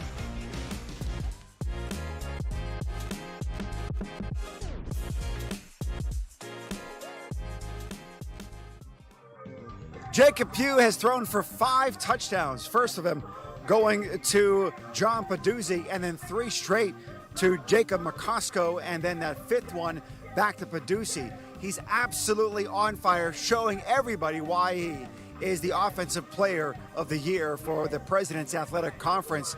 He had an opportunity to sit down with our own Austin Bechtold for a conversation. Here is that interview right now. You're watching a presentation of PAC football. Hi, everyone. I'm Austin Bechtold, joined alongside W&J junior quarterback Jake Pugh. Jake, it's great to be with you, man. Thank you for having me. I really appreciate it. Overall, what was your journey in football like growing up to now being the starter at W&J? So I've been playing ever since I was little. I think I started in 1st grade. I've always been a quarterback. A lot of people in my family have all been quarterbacks. My dad, my uncle, there's my pap. You know, it's been down through the thing. And then everyone's been a coach, you know, in my family. So it's kind of been football ever since I was born. And then I got fortunate enough to play in a great high school program and then now a great college program. So I've only seen the greatest side of football. You've seen nothing but winning. Yeah, absolutely. So for you, when you were younger in youth football to now, what is your journey in transition like in terms of your relationship with football? How has it been altered? So when I was little, it was like I played football because it was like so much fun. It was like another place to hang out with my friends. And now it's like kind of like a job. Like it's, but not in a bad way. Not like I have to wake up and go to football. It's like I get to wake up and go to football. And it's like, people always say when you do something that you love, it's not really like work. And that's kind of how I look at football. Like I love it so much that I have so much fun, but I also know it's like now my lifestyle instead of just something to do with friends to have fun. You mentioned your high school program at Thomas Jefferson in Western Pennsylvania, multiple WPIAL championships. How were you able to take that winning culture and success to W&J? So it's just like football is all about learning how to win and learning what it takes to win. And I think I was fortunate enough to learn that in high school. Like I saw people that didn't win, and I saw my team that we were always really successful. And then we had a team, my sophomore year, we lost to South Fayette. So I was 3 for 4 on WPIAL championships. And that team that we lost, you know, I saw what we didn't maybe have as much as the other teams. And just learning how to win, learning how to compete, and then pushing yourself to limits where you don't think you could possibly go. And that's just kind of what I carry with me now, too. Did you play any other sports growing up that have helped you with football? Basketball and baseball I've played all my life as well, and then I stopped baseball once I got to high school. But they help, just hand-eye coordination, being athletic, running around, being in shape, stuff like that. So W&J took a trip to Italy. We did. In the spring. What was that like? A lot of fun. It was a lot of late nights, a lot of early mornings, a lot of tours, it's a totally different world over there, as you know, as it is advertised, and the food's great. I definitely recommend eating pizza. I had pizza for lunch every day. I tried a different pizza everywhere we went to see what was my favorite. And you also got to play a game over there. What was that like? It was cool because, you know, you see guys that have never played American football before, and then they had 2 kids on their team. I shouldn't say kids, they were way older than me. They had 2 guys on their team that were from American. One played at Kutztown, and the other one played at, I want to say, like Merrimack, I believe it was. And so they were like really good. And then like they had some guys, like they had like a 50-year-old D tackle, which was kind of cool to see because I was like, he's older than my dad, and I'm playing football against him. That had to have been a wild experience. It is. Like you're shaking hands, and it's like, wow, like it's just it's a different world. So they never grew up with American football, but now like it's cool to see that they like it too, and that it brings them joy as well. Coach has been very complimentary of you and what you can be in this program. What is your relationship like with him? We have a great relationship. We like to have fun, and but we also know when to get serious and when to get better. And I think that I think just he's an easy guy to get along with, and he likes his way. He's very stubborn. I will say that. He's probably going to mess with me for saying that, but he's very stubborn. He likes it his way, but he's earned that right. I think I read the thing in the pamphlet today. He's like the 4th winningest coach in the country right now, like at all levels. He's like right there with Nick Saban and Dabo Swinney. Yeah, he's like just ahead of them. And now, obviously, those guys have their status, but you know he's earned the right to want it his way. But he also is willing to have an open ear and listen to some new things. And we have a lot of fun together. I really enjoy playing for him. What's been one of your favorite memories wearing the President's uniform? One of my favorite memories, Italy's probably up there, but then in uniform. The Westminster win this year kind of meant a lot because it was like 5 straight games against them that they had lost, and to come into that game and not be the starter of that game, but then come in and kind of And I didn't win it. The defense won it for us. But to win that game as the starter, that was a lot of fun. So I'd probably put that up there right now. But just every day at practice with my teammates, we had so much fun. You still have a few more years to go, but what would you like to do after football and after W&J in terms of your major and life after football? So in terms of my major, I hope to do nothing with my major. I hope to coach football, and my major is business and economics. So I hope I'm just coaching football, but I know I like that side of the world too. So if coaching football doesn't work out, I'd be willing to go that route. Is there a specific position that you would like to start out coaching football? I would imagine it would be quarterback. Yeah, I mean, that would be awesome if I could coach quarterbacks just because I've done it all my life, so I have the most knowledge in it. But I'd be willing to do anything. I just love the game, and I don't ever see my life without it. What impact do you want to leave on the W&J program?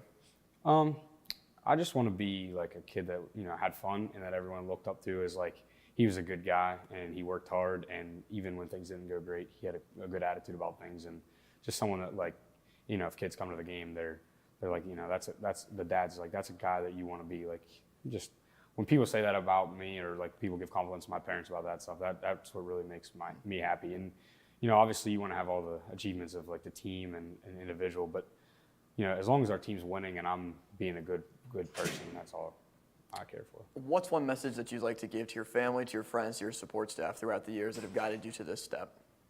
Just thank you. Like, thank you for everything. Thank you to my parents, my grandparents, my family. Just thank you for supporting me and letting me do all these crazy things and going to tournaments here and there, not just for football, but for all sports, and then supporting me all throughout my life and just believing in me and knowing that I can get the job done.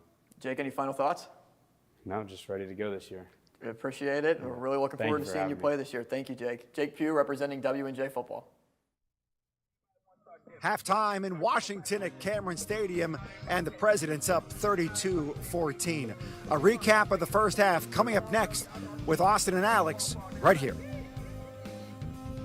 We've continually invested in the best resources in advanced dental technology to ensure gentle and more efficient treatment for all of our patients. It's very gratifying for me to live in the community where we practice. At our practice, we specialize in sedation dentistry, dental implants, and general dentistry.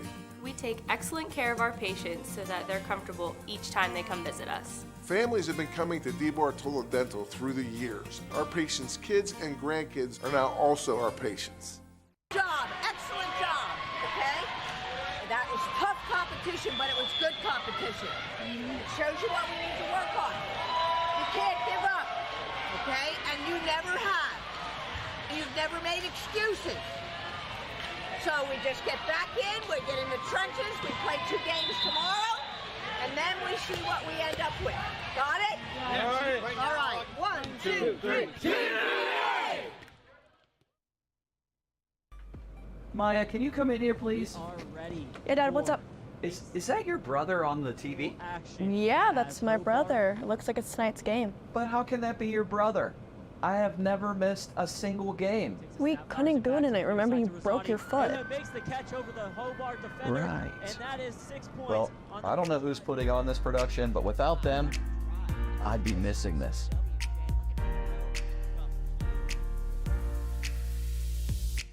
It's time to rediscover the original Voodoo Brewing Company pub in beautiful downtown Meadville. Enjoy world-renowned craft beer, delicious and unique cocktails, and one-of-a-kind food items. Celebrate an Allegheny win with the newest fall cocktail, Gator Juice. And if you're looking to take your celebration to the next level or host a private event, look no further than the Voodoo Production Facility and Event Space for your next event. For more information, visit VoodooBrewery.com. Why call 2 men in a truck? If you're like Kate, you're moving and you work hard. You've got lots of stuff and no time to move it. You need pros, people who care about it as much as you do. That's why you call 2 men in a truck. 2 men in a truck. What happens when you put students first? At Pittsburgh Public Schools, you get exceptional learning experiences in 54 schools, including 1 online academy, in 85 early childhood classrooms, 20 magnet schools, and 16 career and technical education programs. More options, more opportunities, more ways we put every one of our 20,000 students first. Always, in all ways.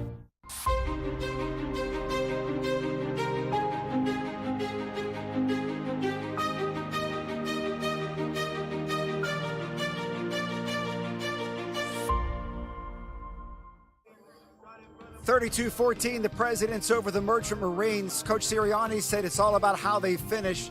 Fellas, expect the Presidents to go pedal to the metal to start off the second half. There's no let up here. It's like Sirianni said, it's their last game. The seniors, this is your last opportunity. You got to really show out this time. If they could have done it all season long, who knows? Maybe they'd be playing for a PAC Conference Championship. Yeah, definitely, Mangino. Thank you. Back inside the broadcast booth, Austin Bechtel and Alex Terrett. So, Alex, you know, this has been a Washington Jefferson team, as Mangino alluded to, that has struggled in the second half of games against Allegheny, against Waynesburg, where really not that much has been going, and against a USMMA team that runs a triple option, but a high up-tempo triple option, still has a lot of possessions. This game is far from over. This game is definitely not over, especially with the track record of W&J not finishing games out. They need to continue their dominance. 259 total yards, 11 first downs. But that penalty yards, 81 total penalty yards so far. A lot of unsportsmanlike conduct between both teams. We see the chippiness, we see the back and forth. Let's see how this evolves going into the second half. 259 total yards of offense for Washington and Jefferson. The first down's pretty even, but turnovers has been a big part of this game. Penalties overall as well has really not plagued W&J as it appears that it should on the stat sheet. And overall, just in terms of the turnovers, W&J did give it away with the JQ interception to start the game, and it was right here when Pugh was picked off. Other than that, though, that's pretty much the only blemish, as Chad Holler was able to take it away, the junior safety.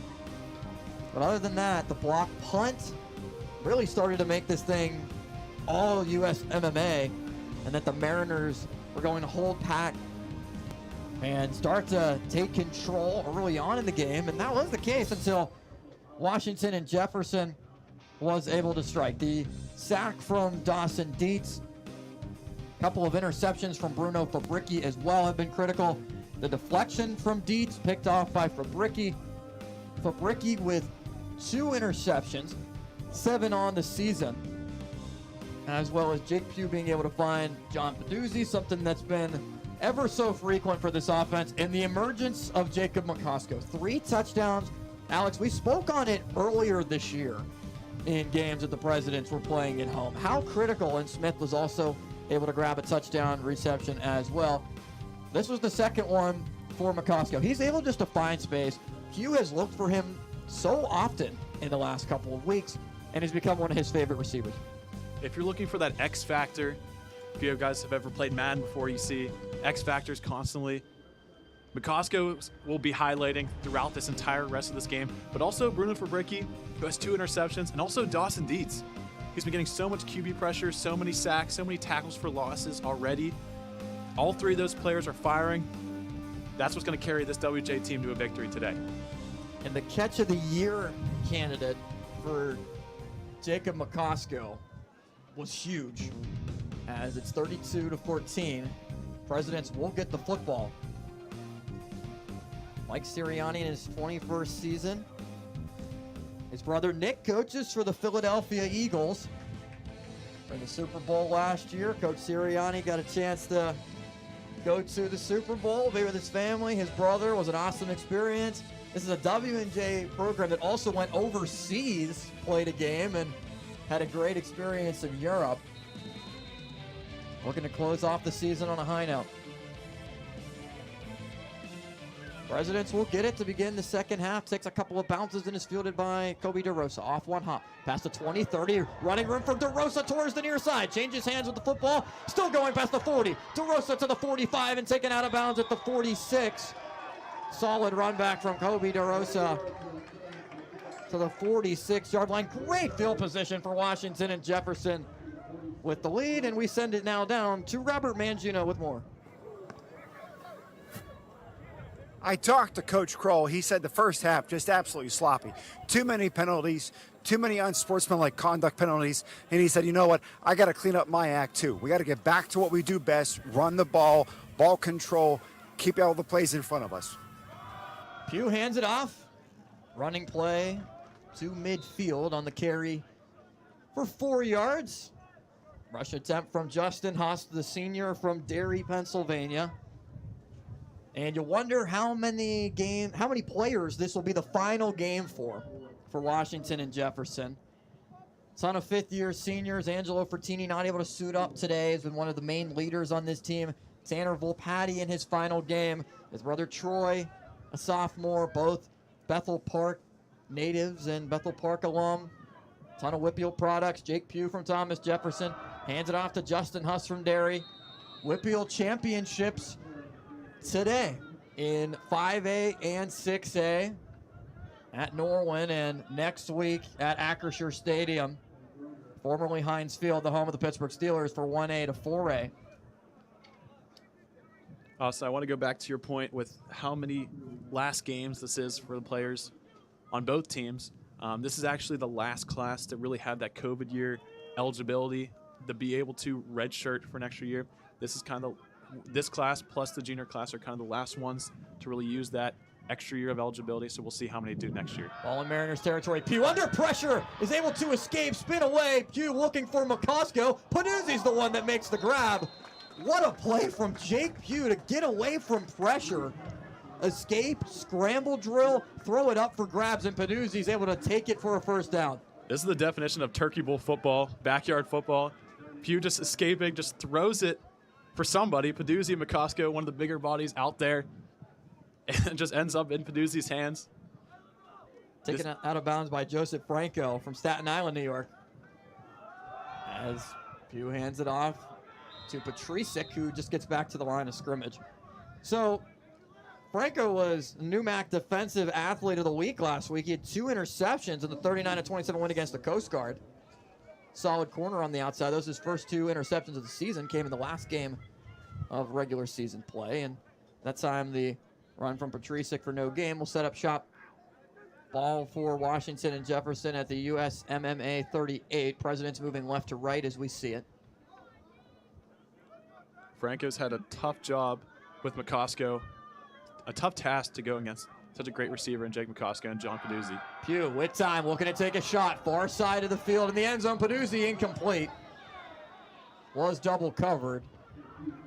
Solid coverage down the field. Caleb Green was back with Panuzzi and sets up third down. Once again, they're going to their matchups that they like on the outside. This time to John Panuzzi. Just a little on the inside. Great coverage there by Green. They're not out of this yet. They really need to get this stop on 3rd and long. They just can't let one of these big receivers get out on a fade and make a great play. Stop would be huge here for the Mariners. 3rd down inside of the 38 for Pugh. Under pressure, setting up screen. It's caught by DeRosa, looking to break off the tackle, but can't. Kobe DeRosa spun down by C.J. Livesey. Great tackle made by the linebacker, a junior 5'11 linebacker from Morristown, Tennessee, to set up 4th down.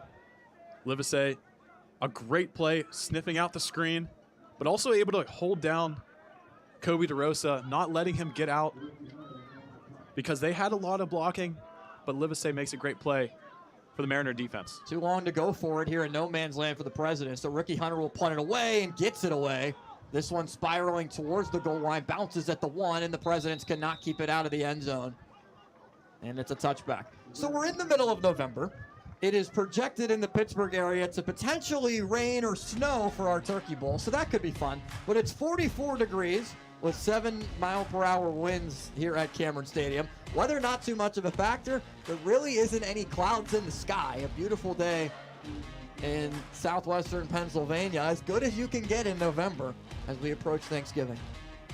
And we are very thankful that you chose us to be alongside here on this Saturday. Austin Bexel, Alex Terrett, Robert Mangino here on the PAC Digital Network for ECAC Bowl action. USMMA with the football, starting at the 20-yard line after the touchback, and the carry goes for about 3. And now the Mariners have a chance to put together a really long, methodical drive. Coming out of halftime, they made some adjustments. They really got to get that push they need on the offensive side. 2nd down and 7. Fake the handoff, and Carney runs with it. Makes his way up towards the 26. Carry goes for 3 yards. Third down and manageable upcoming, needing the 30-yard line. I want to see more of those Carney runs, knowing that Dawson Dietz, Avery Keith are all in the inside, really stopping that fullback dive. So we'll see if Carney can step up here. 3rd and 4, Carney hands it off. Running with it is Gonzalez towards the first down marker at the 30. Looks like he's going to have enough potentially, and yes, that's the signal from the far side official. It's a first down.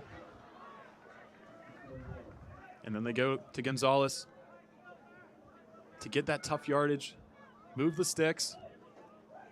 I'm interested to see if they're going to pull it and go to those streaks down the field that they've had open a lot today. And off running to the near side once again.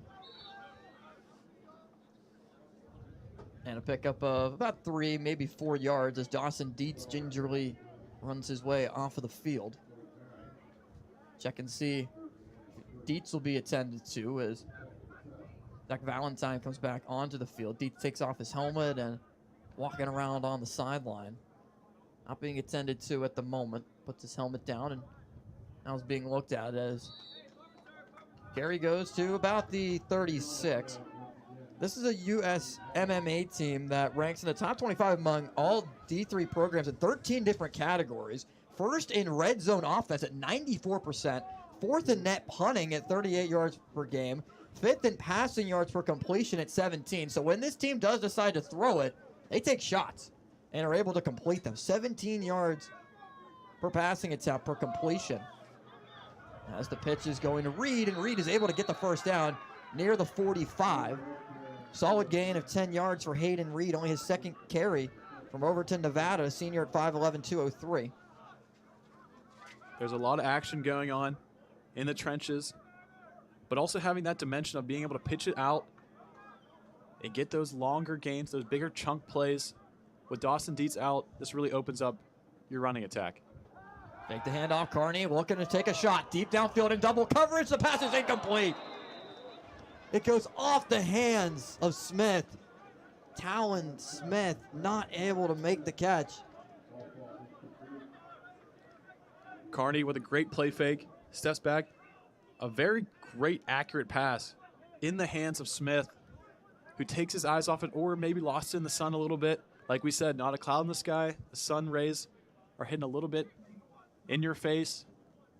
But still, that's such a missed opportunity that would have set you up in the red zone, which we know the Mariners are great inside. Yeah, Towson Smith not able to make the grab, as we talked about how explosive this passing attack can be when they decide to take a shot. As handoff goes for a couple yards on 2nd down up to the 48. Team is also 8th in the fewest penalty yards total this year. No surprise from USMMA. Very disciplined team. Very disciplined schedule as well. Talking to Coach Kroll, their schedule for classes is kind of built like a high school schedule, with practice afterward as well as lifting, 30 minutes of film. Starts early, ends decently late as the carry is taken to the far side to Simmons. On 3rd down, it'll bring up 4th down in Washington and Jefferson territory now at the 48, needing the 45 to convert a first down. Team is 11th in 4th down conversion percentage at 70% on the season. Gets an opportunity here on 4th and 3. Now check over to the sideline, slowing it down and trying to get the best play in there. Simmons is the back, right behind Carney. He gets it. Simmons plowing towards the 45. Doesn't appear like he got it, though. Simmons is going to be marked potentially short. Have to check the spot, but by the looks of both officials running towards the football, appears he's going to be short. Find the game. Ball be turned over on. It's a turnover on downs, and the Presidents take over. On the midway. Gotta touch the line. USMMA gets it 7 out of 10 times. That was one of the 3 that they don't. They go to Simmons on the fullback dive, needing a little bit more than they usually can get on the average fullback dive. The President's defensive line stepping up once again. And that's a heartbreaker. If you're the Mariners, you really needed a score right out of half. but now you need to create a big stop on defense or potentially a turnover. All the W&J 46 for Pugh. Fake the handoff, rolling to the near side. Pass is caught by McCosco and is decked right at the 46. Pickup of about 9 yards. Big tackle made by Thomas Joyce. Joyce, one of the best players on this defensive side of the ball. 6 pass breakups, 2 fumble recoveries. Half a sack, 43+ tackles on the season. Makes the stop on McCosco. Thomas Joyce letting McCosco know that he's still there. If he wants to take those slants over the middle, he's going to pay for it. Aiden Graham, middle linebacker, also a solid player. Teddy Brunger as well. The linebacker spots his Volpatti, tries to get outside, now back inside, and is taken down for a loss. Multiple players were in there defensively for USMMA. And a great stop of Volpatti to back the Presidents up and set up 3rd and about 4. Going to Volpatti in the run game. They haven't really gotten the ground game, at least from what we've seen all season. We've had a couple big explosive plays from screen passes, but not a lot of running room between the tackles. The offensive line kind of missing Angelo Fertini there, the 5th-year senior. Porchesi, Temple were all in there as the handoff goes to Volpatti, and he plunges his way for a 1st down. Troy Volpatti to the 43. He's able to pick it up on 3rd and 3. Get about 4 or 5 yards. Patricic now comes onto the field to relieve him. And there's that push. There's that push that Volpatti is able to find, able to squeeze through the opening given to him by his offensive lineman. Very interesting play call, but a very smart play call by Coach Sirianni. 6 minutes left in the 3rd quarter of play. 32-14, Washington and Jefferson out in front. Rosati goes in motion towards the far side of the field. Handoff goes to Patricic up the middle and just gets back to the line. Maybe 1 yard to the 42. And Owen Patricic has really taken advantage of opportunities once Aaron Krebs has started to call plays, and he also had a very prolific high school career as well. Somebody that you know pretty well from your playing days. Patricic is a tough runner, and he's so fast when he gets past the 2nd level. It's very hard to catch him, and we've seen earlier in the year he didn't get a lot of touches, but when he did, he was very efficient, and he was the leading rusher with the team with probably the fewest carries on the team. For a majority of the season, he was the leading rusher, even though he was only seeing time really in the 4th and 3rd quarters, late in games, and the Presidents were up by a bunch. All right, offense number 63, 5-yard penalty, 2nd down. Penalty goes on Adam Kazero, senior left guard. Andrew Stevens has started at right guard for the Presidents today in place of Fertini, the All-PAC first-team player who's out with injury. So how about this? Andrew Stevens and Eddie Nicotro both went to North Catholic High School, and the high school teammates get to stand alongside at right tackle and right guard, playing right next to each other on the right side of the line. Pretty cool to see. 2nd and long for the Presidents. Pugh with time, rolling near side, looking to take a shot from McCosco. He's open. Jacob McCosco makes the catch into the end zone. 4th touchdown of the game for McCosco. Number 14 from 42 yards out. We've seen 3 touchdowns on the same exact play over and over again. It's that comeback and go. They've been setting up the comebacks early on in the game, and then the corners just keep biting on the comeback. And that's what's leaving McCosco and Peduzzi wide open. And these are the plays that make this President's offense so explosive, so dynamic. And it's been something that the Presidents have relied on all season. Extra point from Ricky Hunter. It's been a problem for W&J. It's up and good. There is a flag thrown.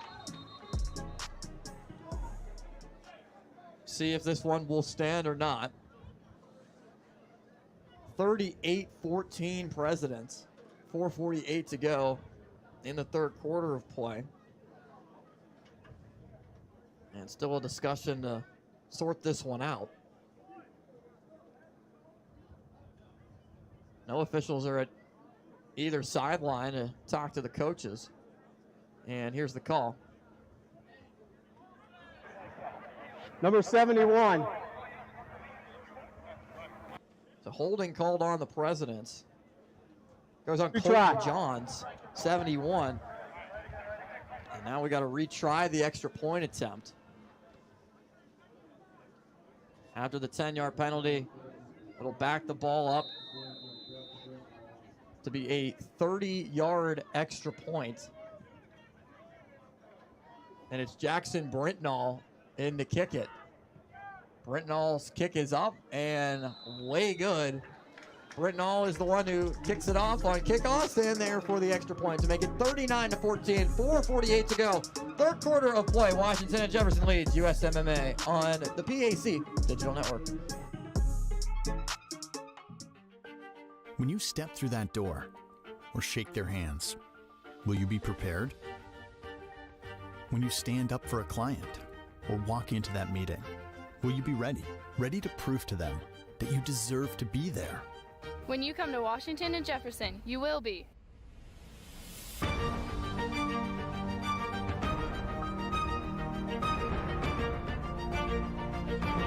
Washington and Jefferson College.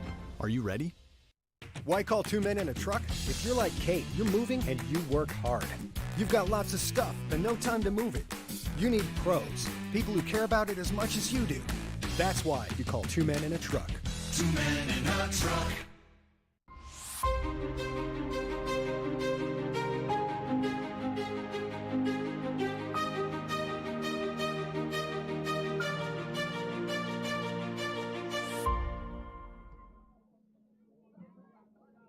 Kicked away from W&J, bounces into the end zone for a touchback. If you are curious what the number of touchdown receptions is in a game, the record for Washington and Jefferson, it's Jesse Zobik against Thomas Moore, 2017. He had 6 in the game. Jacob McCosco has 4. So see if he gets close to that. Would be kind of surprised if McCosco does tie that number and especially exceed it. But a lot of time to go. 39-14 with 4:48 to go in the third quarter.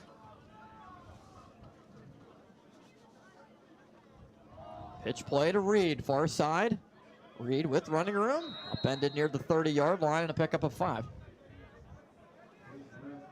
So you're down 4 scores right now if you're the Mariners. But there's still a lot of time left. You have 4.5 minutes left in the third quarter. You can still take your time, still get a score. Handoff goes to Gonzalez.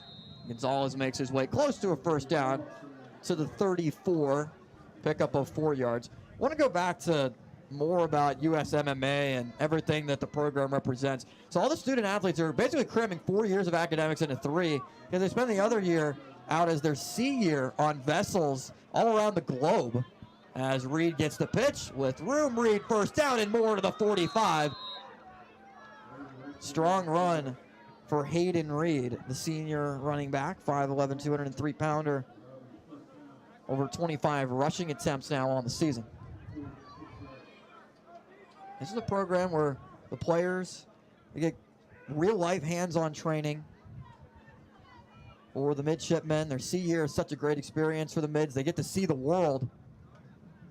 Handoff goes now into Washington and Jefferson territory. The President's 39 for Gonzalez. Coach Kroll told us yesterday that the opportunity given to them in USMMA is the golden ticket. Yes. If they can just really go through the struggle and the pain for the couple years that they go through training. Carney taking a shot deep downfield into triple coverage, incomplete. Once again, trying to connect with Smith. Incompletion sets up 3rd down and 5. But yes, really the golden ticket. And it's just a great opportunity for some of these young men to get experience and then eventually serve our country, which is a very admirable thing because being a student athlete already is such a big burden. A lot of time being spent in the film room, in practice, in class, and that's just an extra responsibility for training that they go through. Handoff to Gonzalez, able to pick up a first down to the 42. Moves the chains and a gain of 7 yards. The academy is one of 5 federal service academies. Definitely one that probably gets forgotten the most. USMMA sent us some notes over about the program, and as Reed loses the football, it goes out of bounds.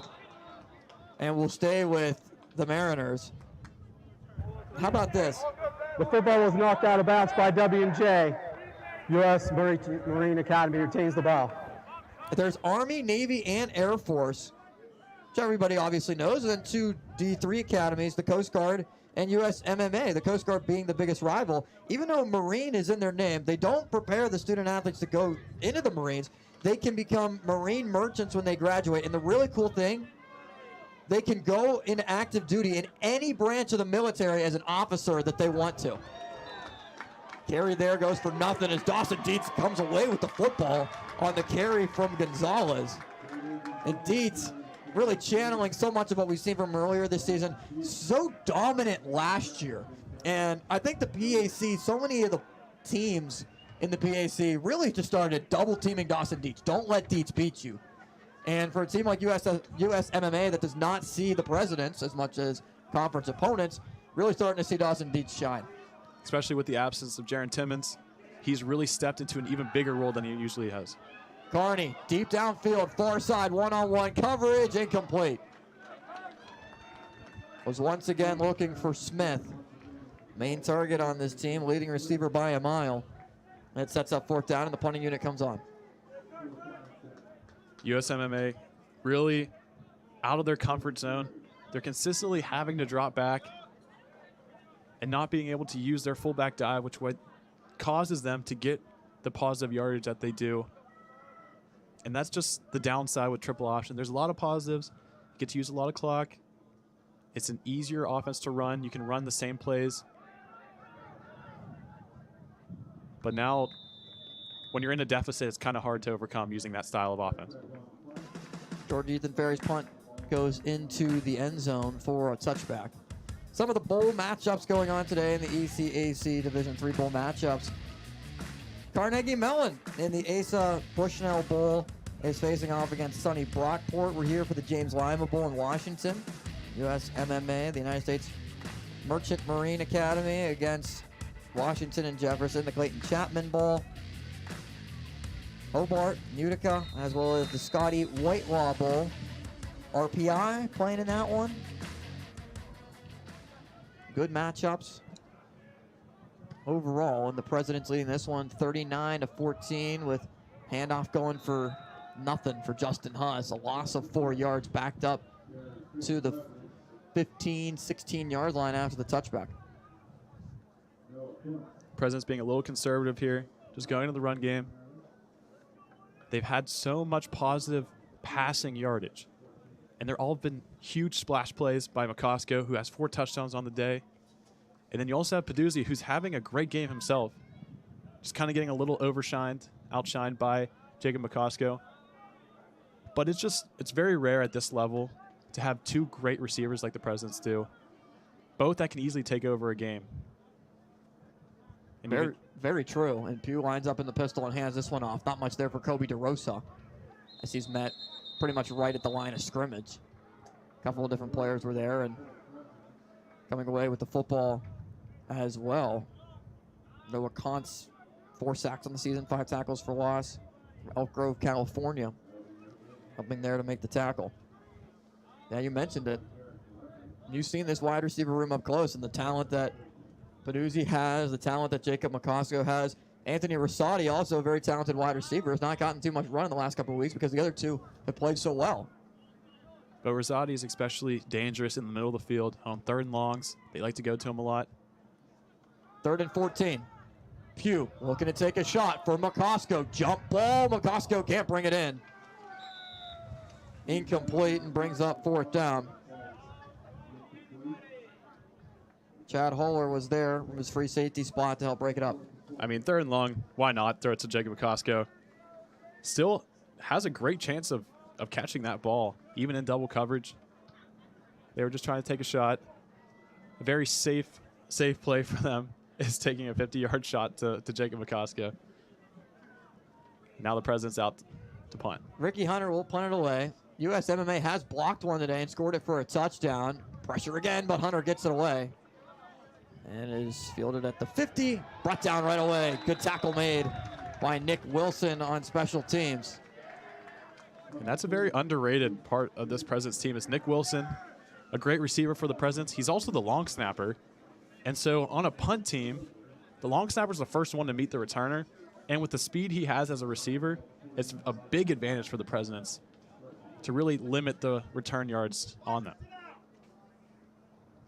So Jake Pugh, overall, the President's Athletic Conference Offensive Player of the Week this past week as well. That was the third time that it's happened for Pugh, as he's helped lead W&J to 39-14. Now it's the offense for USMMA's turn to try to get something going here, and we've seen a lot more of Hayden Reed as he leads it to the far side of the field and leads us to the fourth quarter of play. We'll change ends and put more time on the clock for the final time this season. 15 more minutes coming up from Cameron Stadium, 39-14, Washington and Jefferson.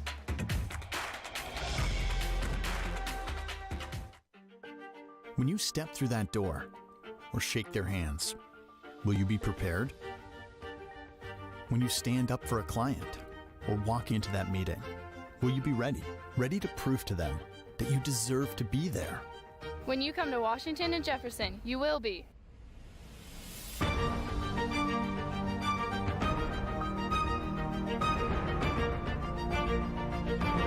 Washington and Jefferson College. Are you ready? Allison and Michael have been in their home for 10 years, and their bathroom really needed an update. I like doing home projects. Would have definitely taken me longer than we have. They needed a more convenient option, so they called West Shore. The design consultant made it really easy. I left for work with the kids and they showed up. Morning. Have a nice day at school. By dinner time, we had our bathroom.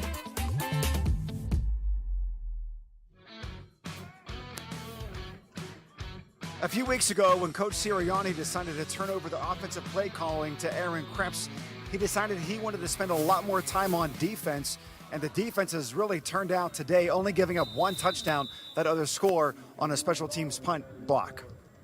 Yeah, man, you know, this defense has been underrated. The offense takes so much of the credit for how this team performs on a weekly basis, but defensively, they've been strong. They've been very solid.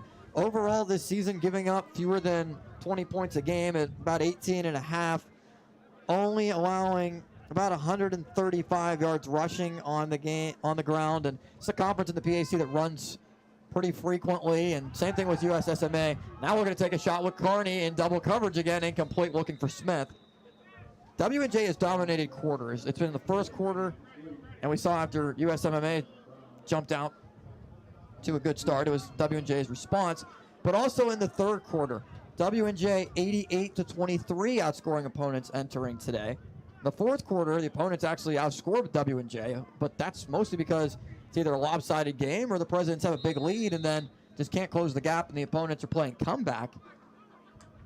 Maybe the only other exception to that was the Grove City game.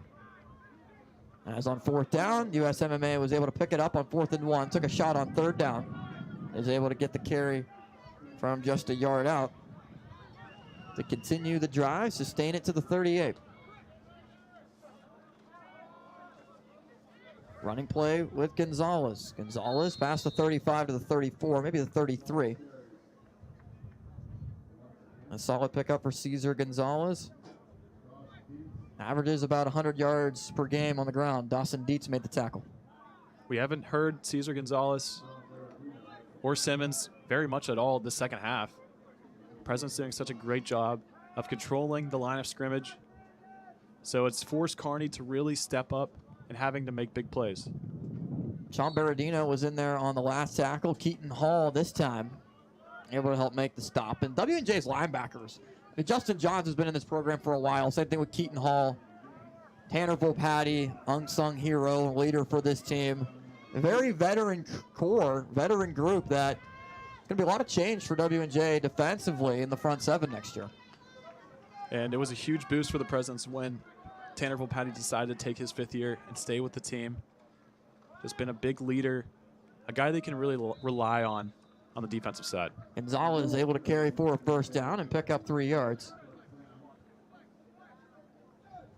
You can tell Dietz is still a little banged up on his ankle especially. He's been limping around, but still fighting through the pain. He still looks just as explosive as he normally does.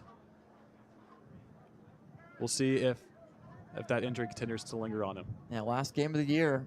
Give it all you got for the final time this season. Gonzalez runs into a wall right at the line of scrimmage, maybe picks up 1. It'll set up 2nd down and 9. And it's a good thing that the Mariners are keeping the ball in their hands, moving the ball down the field. But at some point, you got to realize the time is not on your side. You need 4 scores here. Flags thrown before the play could really materialize. Looks like a false start. Start. Offense number 1. Number 1 was not set prior to the ball being snapped. 5-yard penalty. 2nd down. Goes on Gonzalez. Mariners were just not able to get set up. Here in the James Lynah Bowl from Washington, Pennsylvania. ECAC Bowl action from Cameron Stadium. 39-14 W&J leads. 2nd and long after the penalty. Pitch play running to the far side. This is Ohlmeyer, able to get a chance to carry the football. Zach Ohlmeyer, sophomore from Texas, 26th rush of the year. Helps to pick up about 7 yards. Everyone trying to stick on their blocks, trying to spring something loose. Ohlmeyer does a great job getting to the edge, trying to set up a more manageable 3rd down. Still a little bit out of their comfort zone, but you know this is 4-down territory. 3rd and 8. Pitch play to Ohlmeyer again. Has a block in front of him. Ohlmeyer lowers his shoulder. Makes his way to the 21. Is a few yards short. Needs the 17-yard line. So it's going to be about 3 yards away from a first. Maybe 4, depending on the spot. So it is 4th down and 4.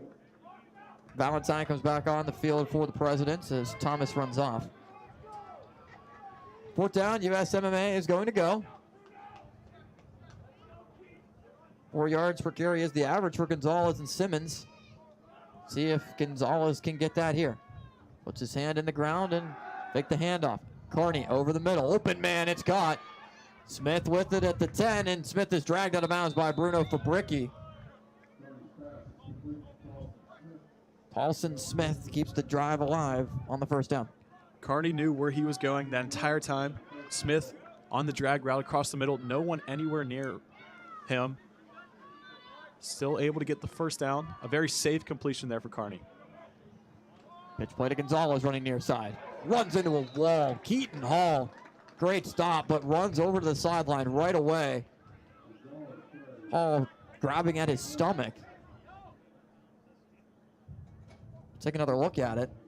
Hall ran right into Gonzalez. Gonzalez's helmet started to come off as well.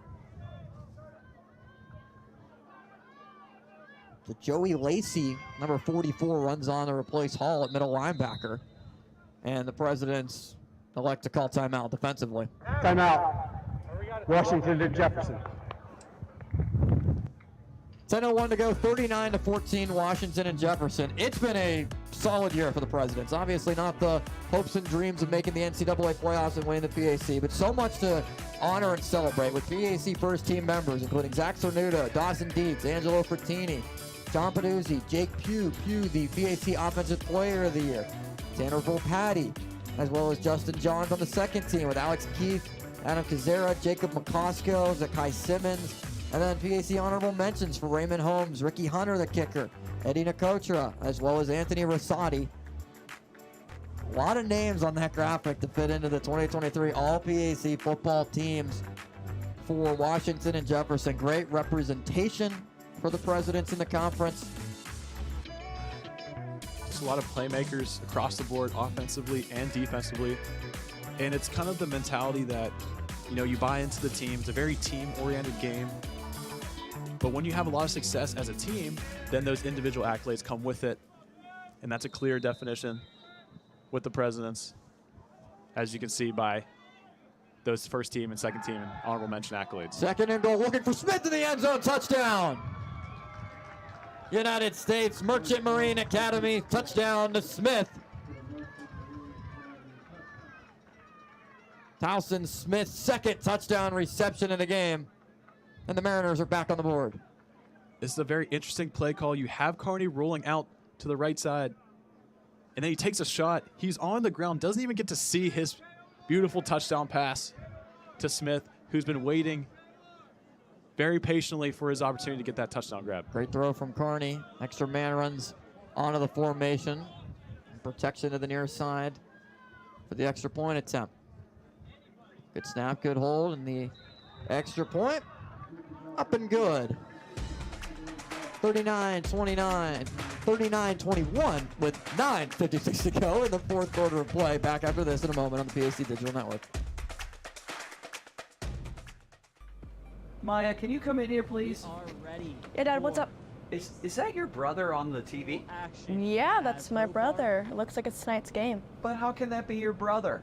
I have never missed a single game. We couldn't go tonight. Remember, you broke your foot. Right.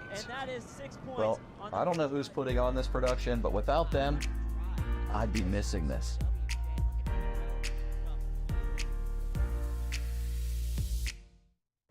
At 2 Men and a Truck, we'll treat you and your belongings like we'd treat our own grandmas. Here we go. Hi there. Hello there. Welcome. Whether we're moving you across town or even across the country.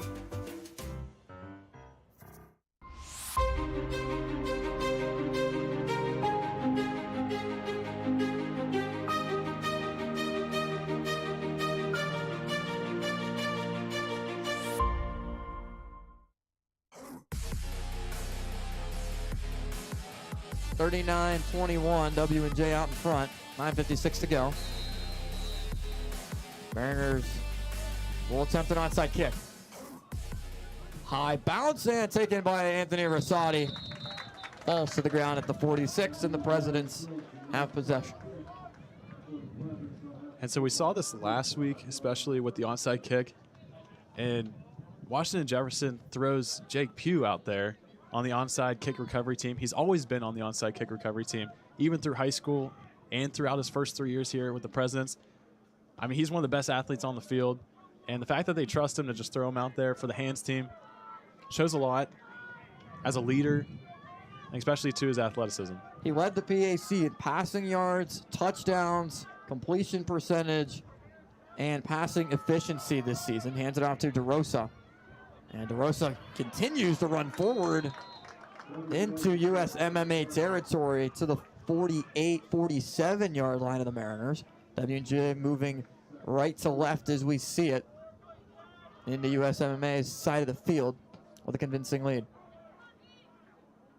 Kobe DeRosa, just another of the running backs in the mix. We've seen a lot of Owen Patricic today, seen a lot of Troy Volpatti today. We haven't really seen a lot of Justin Huss today, mostly because they've already had success with all the other three. So it's kind of easy for one to get kind of lost each game, which is okay. You have so much talent to put on the field at one time. And Huss is listed as the starter. And off goes to DeRosa, gets the first down and more. DeRosa past the 40, 30, 35. Spinning his way past the 30. 40, 35, 30, many more on the run from Kobe DeRosa. You're trying to just keep this lead. The Presidents have a track record for not closing the gap towards the stretch. And the way you can close this game out is by running the football. Running the football, getting those big chunk plays. It's really demoralizing for a defense who's trying to get the ball back to their offense if they consistently leave those rushing yards on the field. And W&J taking its time, letting the play clock roll down. Pugh 10th in the nation with 32 passing touchdowns entering today. Hands it off again. Back to the line of scrimmage for DeRosa. Not much there, stopped by a couple of different defenders for USMMA. Timeout. And a timeout taken by USMMA. Jake Pugh, what a season it's been. Alec, you played with him for a little bit at Thomas Jefferson, same high school. He is the President's Athletic Conference Offensive Player of the Year. Congratulations to Jake Pugh, PAC leader in so many different categories, as we said, passing yards, over 2,700, touchdowns 32, completion percentage 64.5, and how about his passing efficiency at 177? Just fantastic all year long for Jake Pugh. First team All PAC, PAC Player of the Year for the junior quarterback. He's just such an impressive athlete, impressive player. From this quarterback position, you know, he controls everything on the offense. He controls the tempo. And when you have so much success from the quarterback position, it's so easy to get an offense kickstarted. He has a lot of players with him that help him out a lot. But he's the guy at the end of the day that makes everything happen. W&J averages over 290 passing yards per game. Run to the near side for Owen Patricic. A hole past the 20-15. Patricic upended inside the red zone and down at the 15-yard line. Good enough for another first down and a gain of 13. Patricic doing what he does best, and that's go north and south. Puts his foot in the ground, shows his speed. Pick up another President's first down, and that continued clock, the movement of the clock is starting to become a terrible thing for the Mariners. In an 18-point game,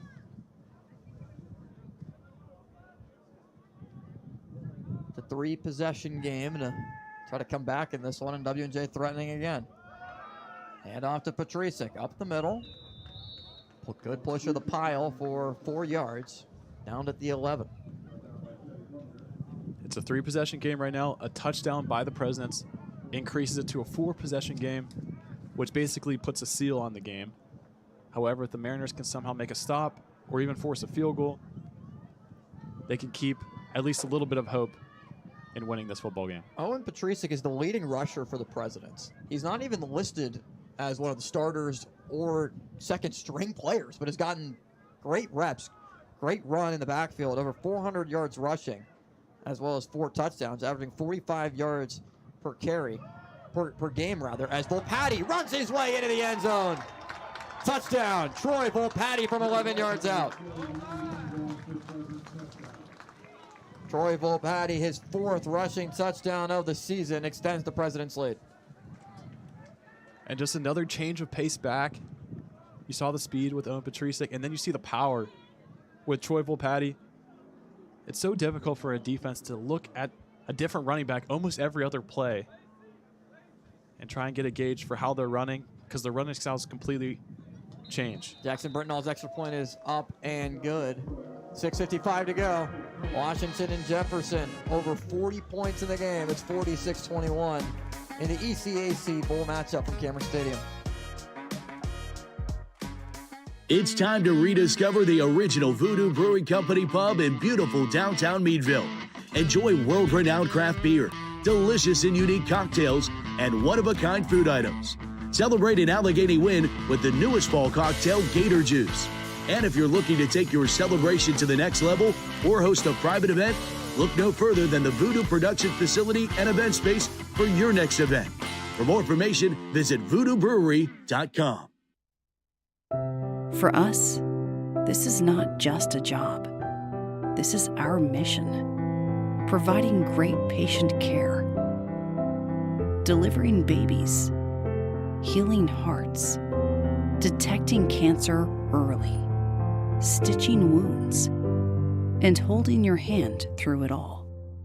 Proudly serving our community for over 125 years.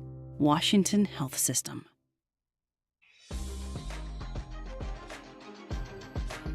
Washington and Jefferson leading USMMA. This is the first ever matchup between these two teams. Jackson Brittenall kicks it away and is fielded by Manor past the 20. 25 has some room and is taken down at the 30.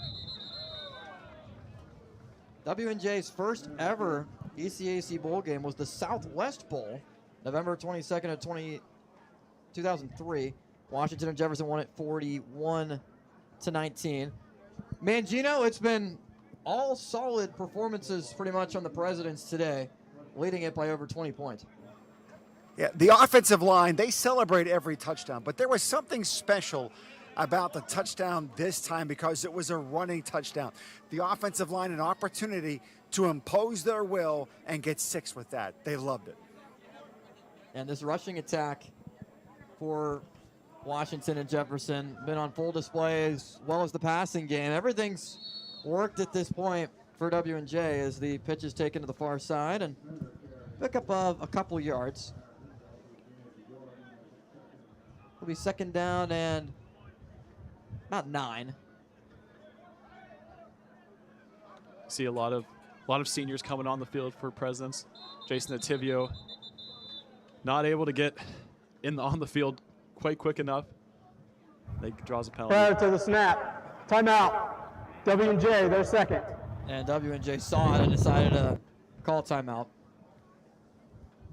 So the Presidents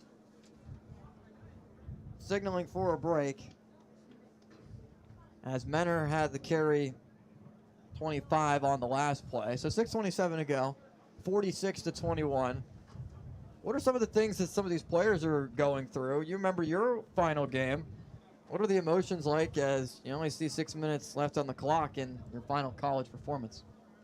There's obviously just definitely a bittersweet moment, especially if you come out on the winning end of this football game. It's the last time you're putting on pads, playing an organized game of football. It's kind of a hard pill to swallow, especially if you take a 5th year, you dedicate 5 whole years to the sport in college, and now your last opportunity to show what you can do. Carney's pass complete. Simmons on the reception. Simmons was brought down by one of the guys you mentioned, Jason Nativio, out there in the secondary.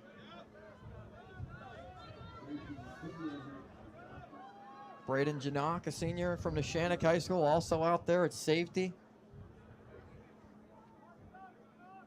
Sean Berardino as well on the outside. James Dewadu. Simmons once again on the rush. Only able to get a couple of yards, if that.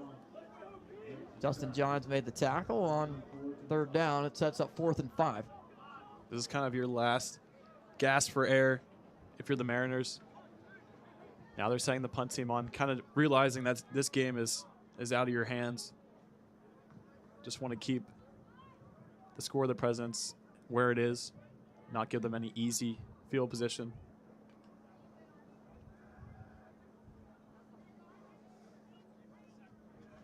Punt is away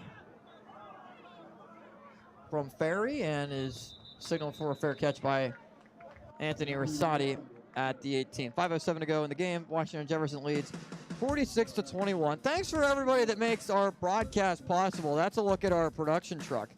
Inside with Jake Muslimchik on the right for JRM Video Production. There he is, flashing up a hand. And Ryan Milan on the left. Madison Benedict's our assistant producer in the middle. And you can see us there on the screen as well, somewhat, as we're currently waving. Part of the really cool setup that we have. You can see all the cameras there. So many camera setups that we have. Just count them. 4, 8, 12 total cameras in the broadcast. There's one in our end zone shots, 2 cameras in the end zone, 1 down on the sideline, 2 cameras up here in the broadcast booth with us. The drone shot, there's Evan Laurent running our sideline camera. As the carry goes for maybe a loss of a yard back to the line of scrimmage. A lot of new faces in there for W&J on the offensive line as well. And how about this? One of your good friends, Alex. Garrett Hinsdale is in there at quarterback, relieving Jake Peel. Garrett Hinsdale, usually the holder for a lot of kicking attempts.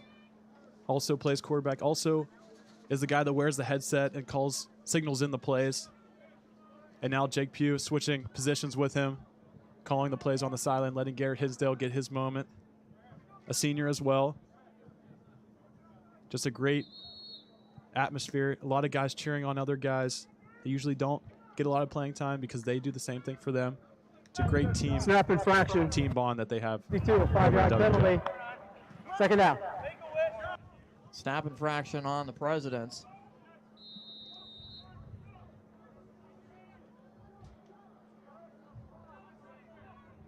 Second and long now.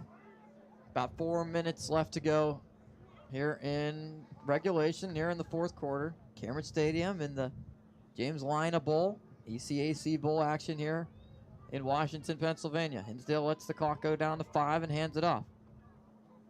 Owen Patricic, good carry, still going past the 20. Down to the 21, 22-yard line. And Patricic, every time he's gotten an opportunity, has taken advantage this year. And that's just a very good story as Owen Patricic, you know, kind of in the background throughout camp, throughout the first couple weeks of the season, not getting what he thinks he deserves of carries, doesn't really complain. Instead, when he gets his opportunity late in games, he makes the most of it, and that really opens up coaches' eyes. And then now you see him being the leading rusher of the team. That says a lot about someone who originally wasn't the starter. Zach Seaman, Nick Wilson, Carson Klein out there at the wide receiver spots. Some of the reserve wide receivers getting some reps in there. As Hinsdale hands it off to Patricic on third down, and Patricic trying to bounce out of it is not able to do so. Derek Leveridge, sophomore 5'9", 190-pound linebacker from Glendale, Arizona, makes the tackle, and the punting unit comes on for Washington and Jefferson.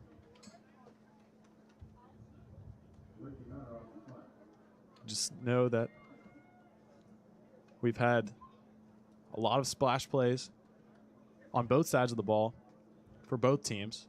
A lot of turnovers early on in the game, and then the offense really coming alive for both teams later on, especially in the second half for the Presidents. It's been a very fun game to watch so far. Yeah, it has. You're having a good, happy day if you're a W&J President. Ricky Hunter's punt is away. Spiraling kick, fielded at the 50-yard line. Eligible on a return to the 45, and now taken out of bounds. On the run back from Chase Shavy.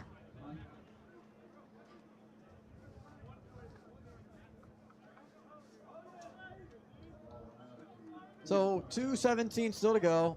Washington and Jefferson ahead by 25. Ball at the 45. For the final couple plays of the season, it's been a fun year being able to bring you all of Washington and Jefferson's home games this year. From KDKA Plus, CBS News Pittsburgh to the PAC Digital Network. Third year of bringing Washington and Jefferson football as Gonzalez runs past the 40-yard line at the 38. Picks up 7 on the carry. A lot of fresh faces are in there. Gonzalez comes off the field.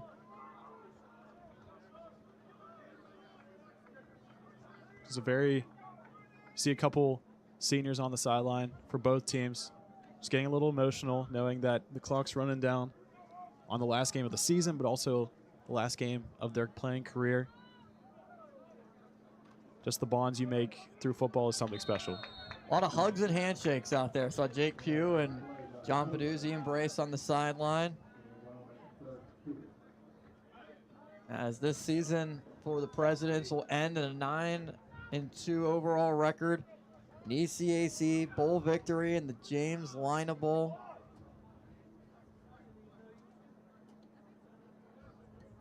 A successful season as well for the United States Merchant Marine Academy. Will fall to 7-3. Undefeated at home on the year at 4-0. Handoff up the middle, close to a first down on 3rd and 2. A win against the Coast Guard for USMMA. Here for Washington and Jefferson, though, it'll be 4 victories in a row for the Presidents to close off the 2023 calendar.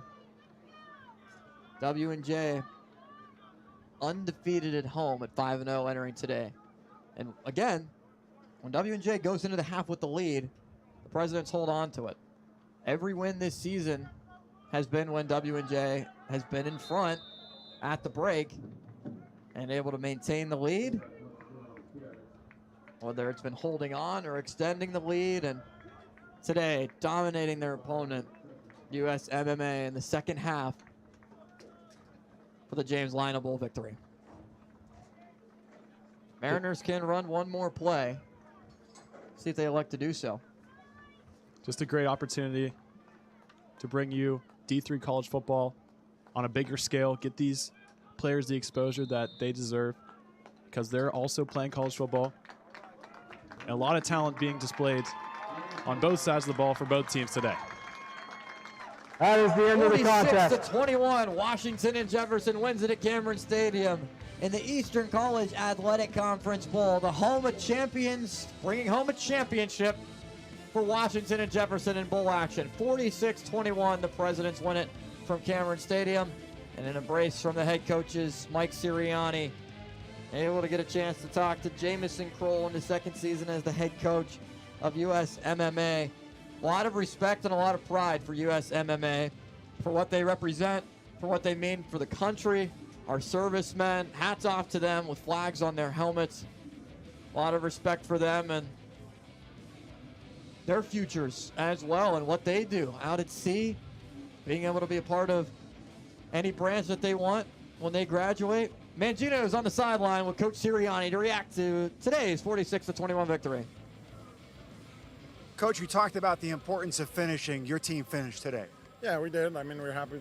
Obviously, we got a chance to win a championship. I know it's not the championship we want, but we'll take it, for the second straight year. But it's great for the seniors to go out. And, yeah, we did. We played a good second half for the first time in a couple weeks. Great offensive performance. Jake Pugh, once again, lots of touchdowns, 6 of them. McCosco was able to pull in 4. Yeah, we have good receivers and just a little matchup problem. We were able to take advantage of it. So, a couple of weeks ago, you talked about turning over the offensive play calling and focusing more on the defense. You have to be pleased with the way the defense has performed as of late, too. Yeah, they were terrific. It was a good way to end the season. Coach LeVar did a great job. Thank you very much. Appreciate it. Coach Sirianni, guys, we're going to see if we can find Jacob McCosco here in a moment. Thank you, Mangino. Jacob McCosco is our player of the game, and he'll be invited to the All-American Bowl in Minneapolis at the very end of the season. A 46-21 victory. And the trophy presentation also coming up at midfield. Bruno Fabricki had a couple of interceptions as well. As we send it now down midfield for the trophy presentation to the Washington and Jefferson Presidents. There it is, as you saw at the very beginning of our broadcast as well. Presidents for the second straight year will take home hardware.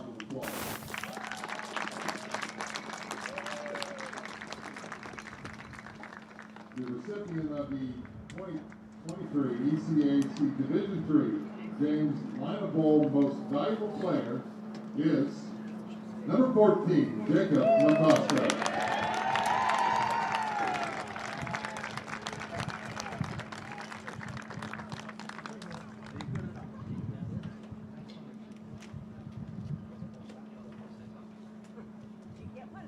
Jacob McCosco receiving the trophy as the player of the game in the ACAC Bowl victory, the James Lynah Bowl game MVP. Head coach Mike Sirianni able to pull out the victory for the Presidents. Sirianni overall in his coaching career, Presidents are now 6-1 in ECAC Bowl games. 35-18 victory last year in the Asa Bushnell Bowl against Hobart. Presidents able to smile and enjoy the success of this one. The 185th career win for Mike Sirianni compared to only 44 total losses. An 807 winning percentage, better than Nick Saban's 804 with Alabama. Clemson's Dabo Swinney's 795. And a flag to go with it as the ECAC champions.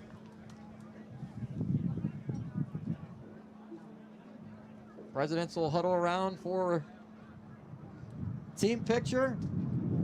Bask in the glory of the championship. Great to see for W&J. Jake Pugh right in front, Garrett Hinsdale as well. The James Lynah Bowl 2023 champions banner.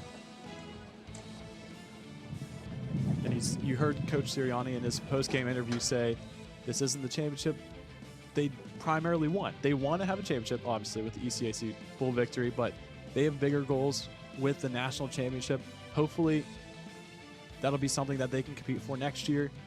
Maybe finally make a NCAA playoff berth that they've kind of been on a little drought from since the last appearance back in 2018. They also are trying to see if they can reclaim back the conference after another 5-year drought from it.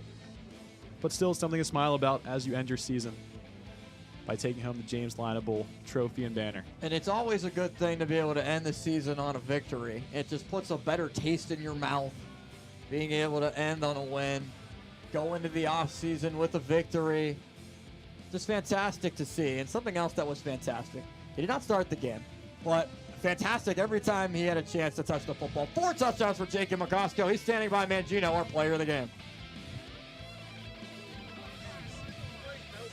Jake, well, congratulations, player of the game in this bowl game. You didn't get to play the first quarter because of what happened last week, but you made the most of it. 4 touchdowns. What's going through your heart and mind right now? Yeah, I'm just grateful the coaches gave me the ball, and definitely learned from the last game. And Pew had a great game getting me the ball, and it was just a great team win.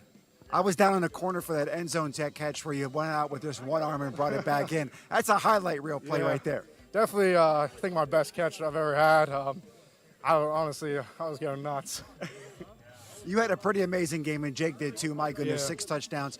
Talk about that offensive line and the running game that sets it all up. Yeah, they've been working hard all year, getting better each week, and we couldn't have done it without them.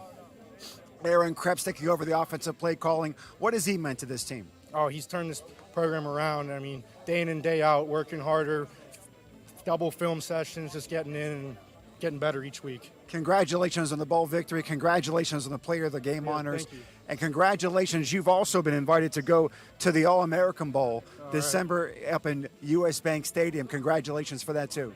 Thank you. Absolutely. Jacob McCosco, the player of the game here in the bowl game, and headed up to another bowl game too. Yes, sir. Man, you know, December 16th, there's a lot of presidents that have been nominated to go to that bowl game. Jacob McCosco, Jake Pugh, as well as Bruno Fabrecki, John Peduzzi. Might be a president's party in Minneapolis. 46-21. A fantastic way to close out the season for Washington and Jefferson. The Presidents win it. Jake Pugh threw an interception to begin the game, but the BAC Offensive Player of the Year got it going and got the offense humming for the entire game. 4 touchdowns for Jacob McCosco. John Peduzzi also found the end zone. The Presidents gave it to USMMA in this matchup between two teams that have had tremendous seasons. USMMA with a great start, the interception, the block punt for a touchdown. But once the Presidents got rolling and got everything going offensively, defensively the team played very well. WJ defensively only gave up 14 points, the 1 touchdown being that block kick on special teams. And for W&J, a lot of the guys that are not going to be here next year that they really appreciate, especially in the defensive side of the ball. Justin Huss offensively, not knowing what his situation end up might being. Angelo Fertini, not able to play today, but somebody who's been such a valuable member of this offensive line at right guard, all throughout the offensive line. Players that have meant so much to the Presidents. And for Jake Pugh, John Peduzzi, younger guys, McCosco, Rosati, all with eligibility left to return. But Tanner Volpatti, Justin Johns, some of the guys that having some of their last opportunities to play in a President's uniform and did a great job of showing what it means to be a President. Prize Pride out today.